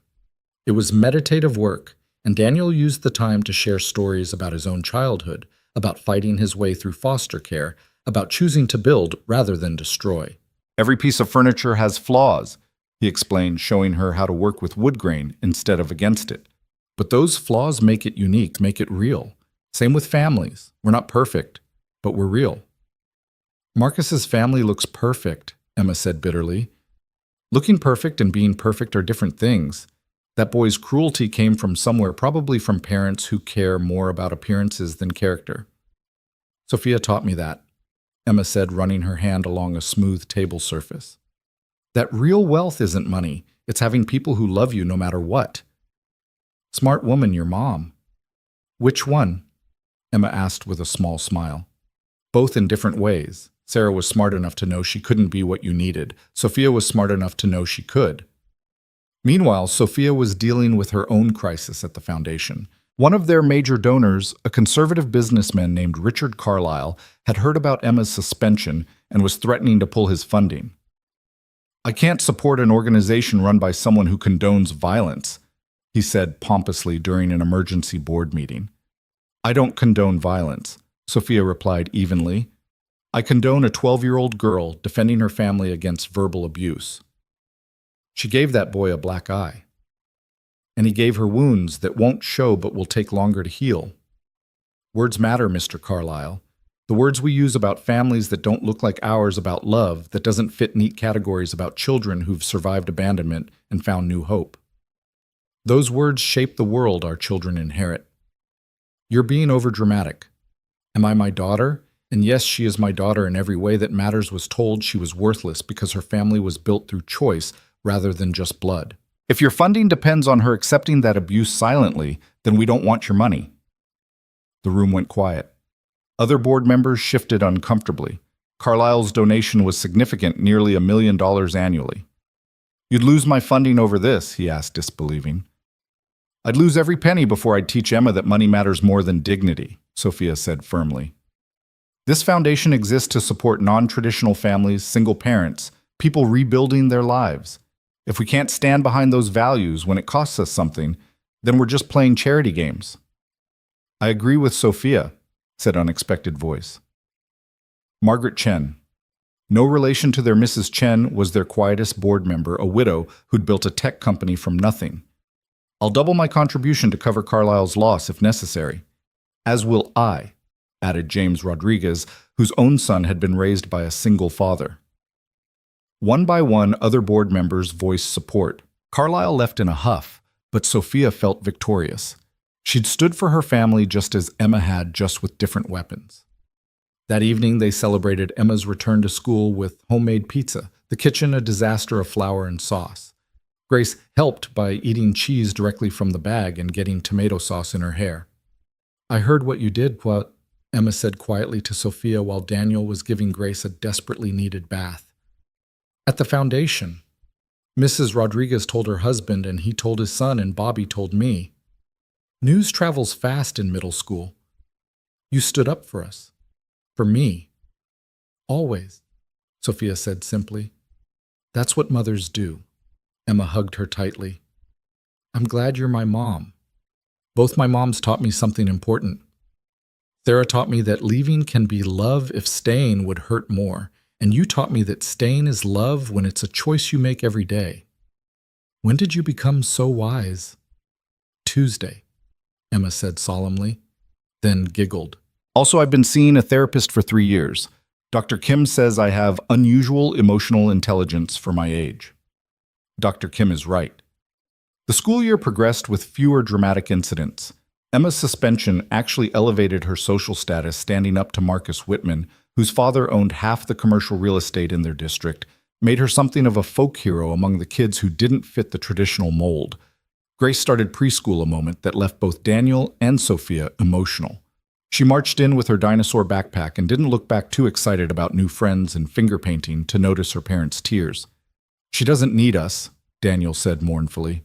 She'll always need us, Sophia corrected, just differently as she grows. I'm not ready for her to grow. No parent ever is. Daniel's business continued to thrive enough that he could move to a larger workshop and hire additional staff.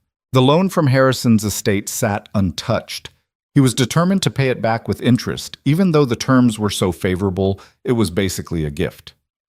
Your pride is showing again, Sophia teased, but she understood. Daniel needed to build something that was entirely his success, that no one could attribute to his wife's money. One evening, as spring turned to summer, they received an unexpected visitor. A woman in her 60s, well-dressed but nervous, knocked on their apartment door. Can I help you? Sophia asked, not recognizing her. I'm looking for Daniel Hayes. I'm his mother. The words hung in the air like a bomb waiting to explode.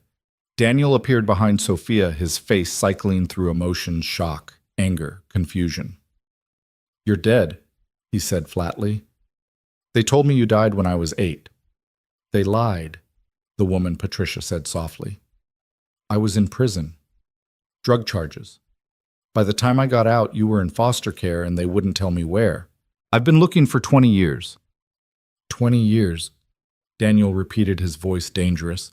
20 years of thinking I was an orphan, 20 years of fighting through foster care alone. And now you just show up. I know I have no right. You're right, you don't. Daniel started to close the door, but Emma appeared curious about the visitor. Who's this? She asked innocently.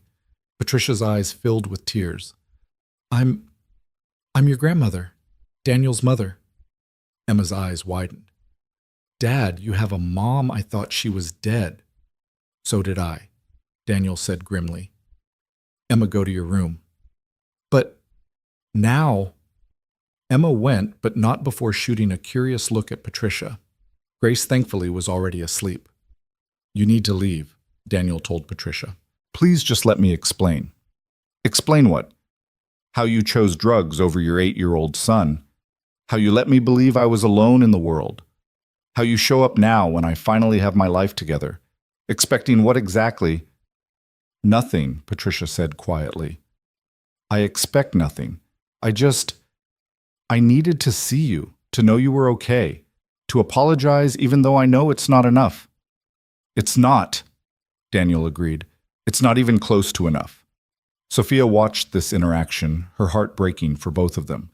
She could see the pain in Daniel's eyes, the little boy who'd been abandoned shining through the man's anger.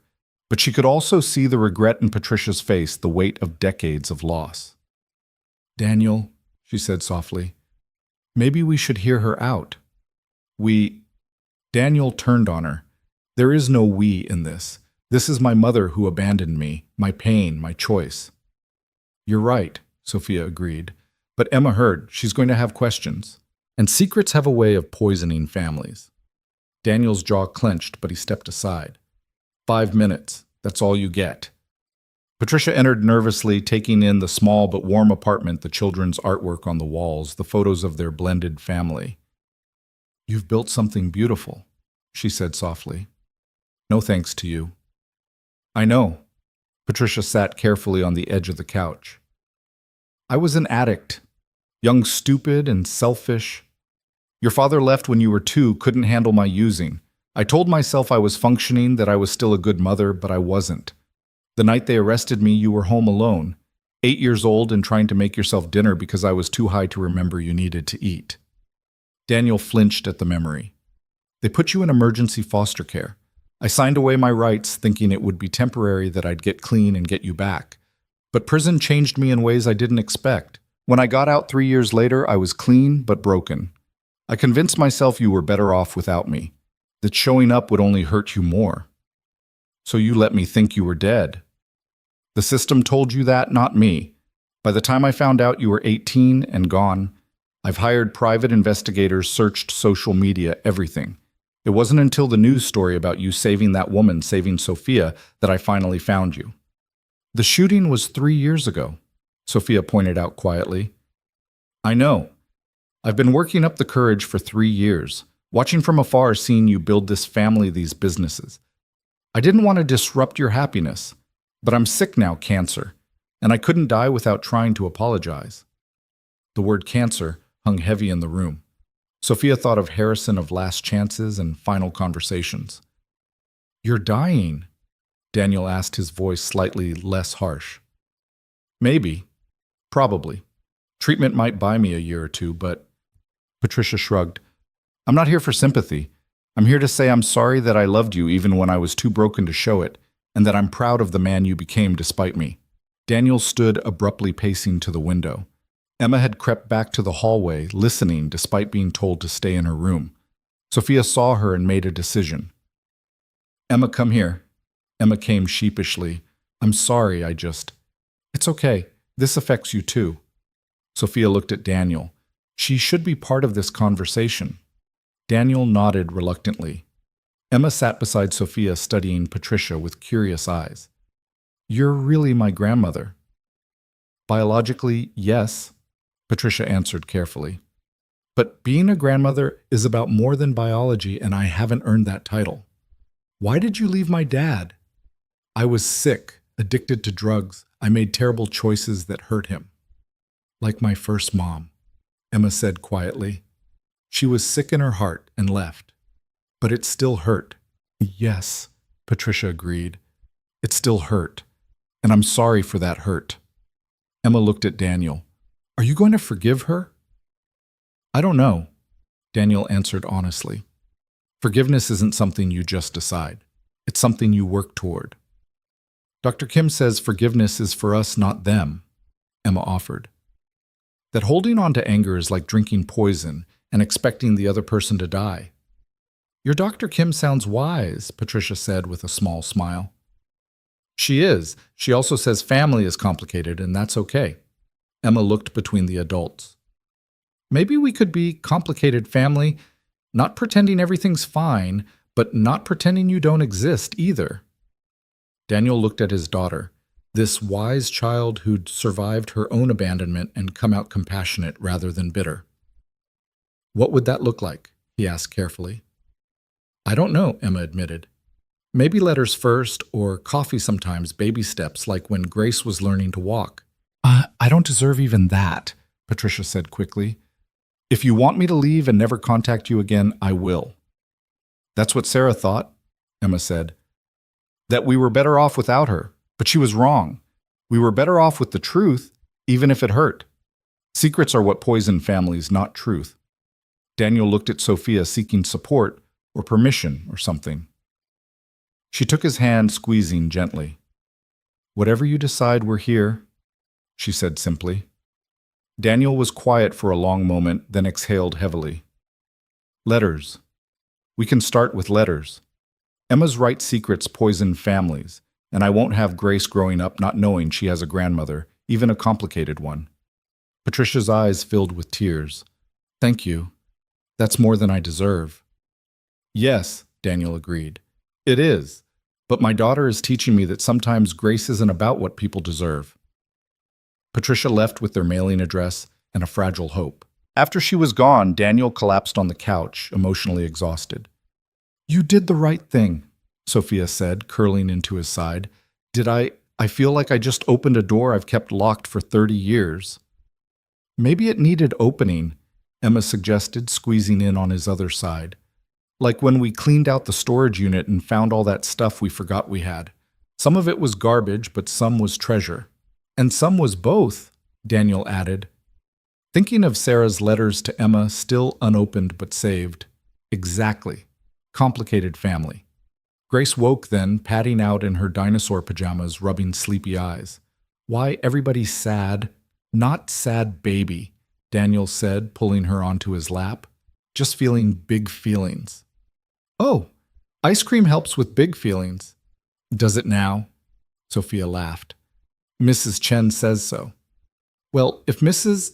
Chen says so, who are we to argue?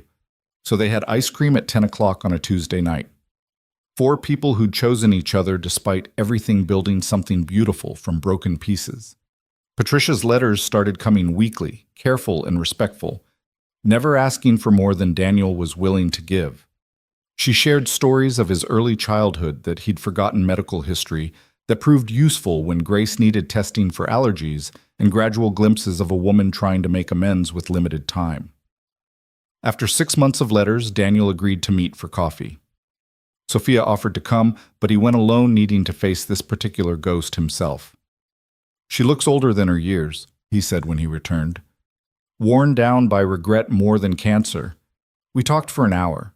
She didn't ask for anything, just wanted to hear about my life. How do you feel? Like I'm 8 years old and 38 simultaneously. Like I want to scream at her and hug her at the same time. Like forgiveness might be possible, but trust never will be. That's okay, Sophia said. Not every relationship needs to be complete. Some can just be what they are. As winter approached, their lives had settled into a new rhythm that included Patricia's peripheral presence. She sent birthday cards, contributed to the girls' college funds despite Daniel's protests, and occasionally joined them for Sunday dinner when Daniel felt strong enough to handle it. It was at one of these dinners that Grace made an announcement that stunned everyone. I want a brother, she declared, stabbing her chicken with determination. Well, sweetie, that's not really something we can just order from Amazon, Sophia said carefully. Why not? You ordered my bike from Amazon. Babies are different, Daniel explained, trying not to laugh. Then where do they come from? Grace asked with 3-year-old intensity. Emma giggled. Oh, this should be good. When 2 people love each other very much. Sophia started, but Grace interrupted. Like you and Daddy? Yes, like me and Daddy. Then make a brother. You love each other very much, so make a brother. Patricia, who'd been quietly eating, suddenly choked on her water, coughing to hide laughter. It's more complicated than that, Daniel said, shooting his mother a look. Everything's complicated in this family, Emma observed. Why should babies be different? Later that night, after the girls were asleep and Patricia had gone home, Daniel and Sophia sat on their fire escape, despite the cold, wrapped in a blanket together. She's not wrong, Sophia said quietly. Who? Grace. About a brother. Or another sister. Daniel turned to look at her. Are you saying? I'm saying maybe we should talk about it. Emma's 13, Grace is 3. If we're going to expand our complicated family, now might be the time. Can we afford it? The foundation is stable, your business is thriving, and we've got savings now. Not fortune-level money, but enough. That's not what I meant, Daniel said. Can we afford it emotionally? We've been through so much, the shooting, Sarah, my mother, everything. Are we strong enough to add more chaos? I think the chaos has made us stronger, Sophia said. We've been tested in every possible way, and we're still here, still choosing each other. You really want another baby? I want your baby, Sophia corrected. A child that's ours from the start, no complicated history, no one else's claim, just ours. Daniel kissed her deeply, pouring everything he couldn't say into the connection. When they pulled apart, both were breathless. Okay, he said simply. Okay, but let's make Grace a brother or sister. Let's make our complicated family a little more complicated. You know, Sophia said with a grin, we could start trying right now. Mrs. Hayes, are you propositioning me on a fire escape in December? Mr. Hayes, I absolutely am. They barely made it inside before clothes started coming off, laughing and shushing each other to not wake the girls. It was different from their early days, less desperate, more playful, built on a foundation of absolute trust. Afterward, lying tangled together in their small bed, Daniel traced patterns on Sophia's bare shoulder. What are you thinking? She asked. That 3 years ago I was unemployed alone except for Emma and convinced that's all I'd ever be. Then you literally ran into my life and everything changed. You changed everything, Sophia corrected. You showed me what courage really looked like, what love really meant. We saved each other. No, Sophia said thoughtfully. We chose each other. That's better than saving. Anyone can save someone in a moment of crisis. It takes real courage to choose them every day after, even when they come with a criminal mother and a dead ex. Especially then. Besides, I came with assassination attempts and evil stepbrothers. We're even. They fell asleep wrapped around each other, not knowing that their trying had already worked, that in 9 months they'd welcome Thomas Harrison Hayes into their beautifully complicated family. He would have Daniel's stubborn chin and Sophia's green eyes, Emma's protective nature, and Grace's fierce independence. But that was the future. That night they were simply Daniel and Sophia, two people who'd found each other in the most unlikely way and built something extraordinary from the wreckage of their separate pasts.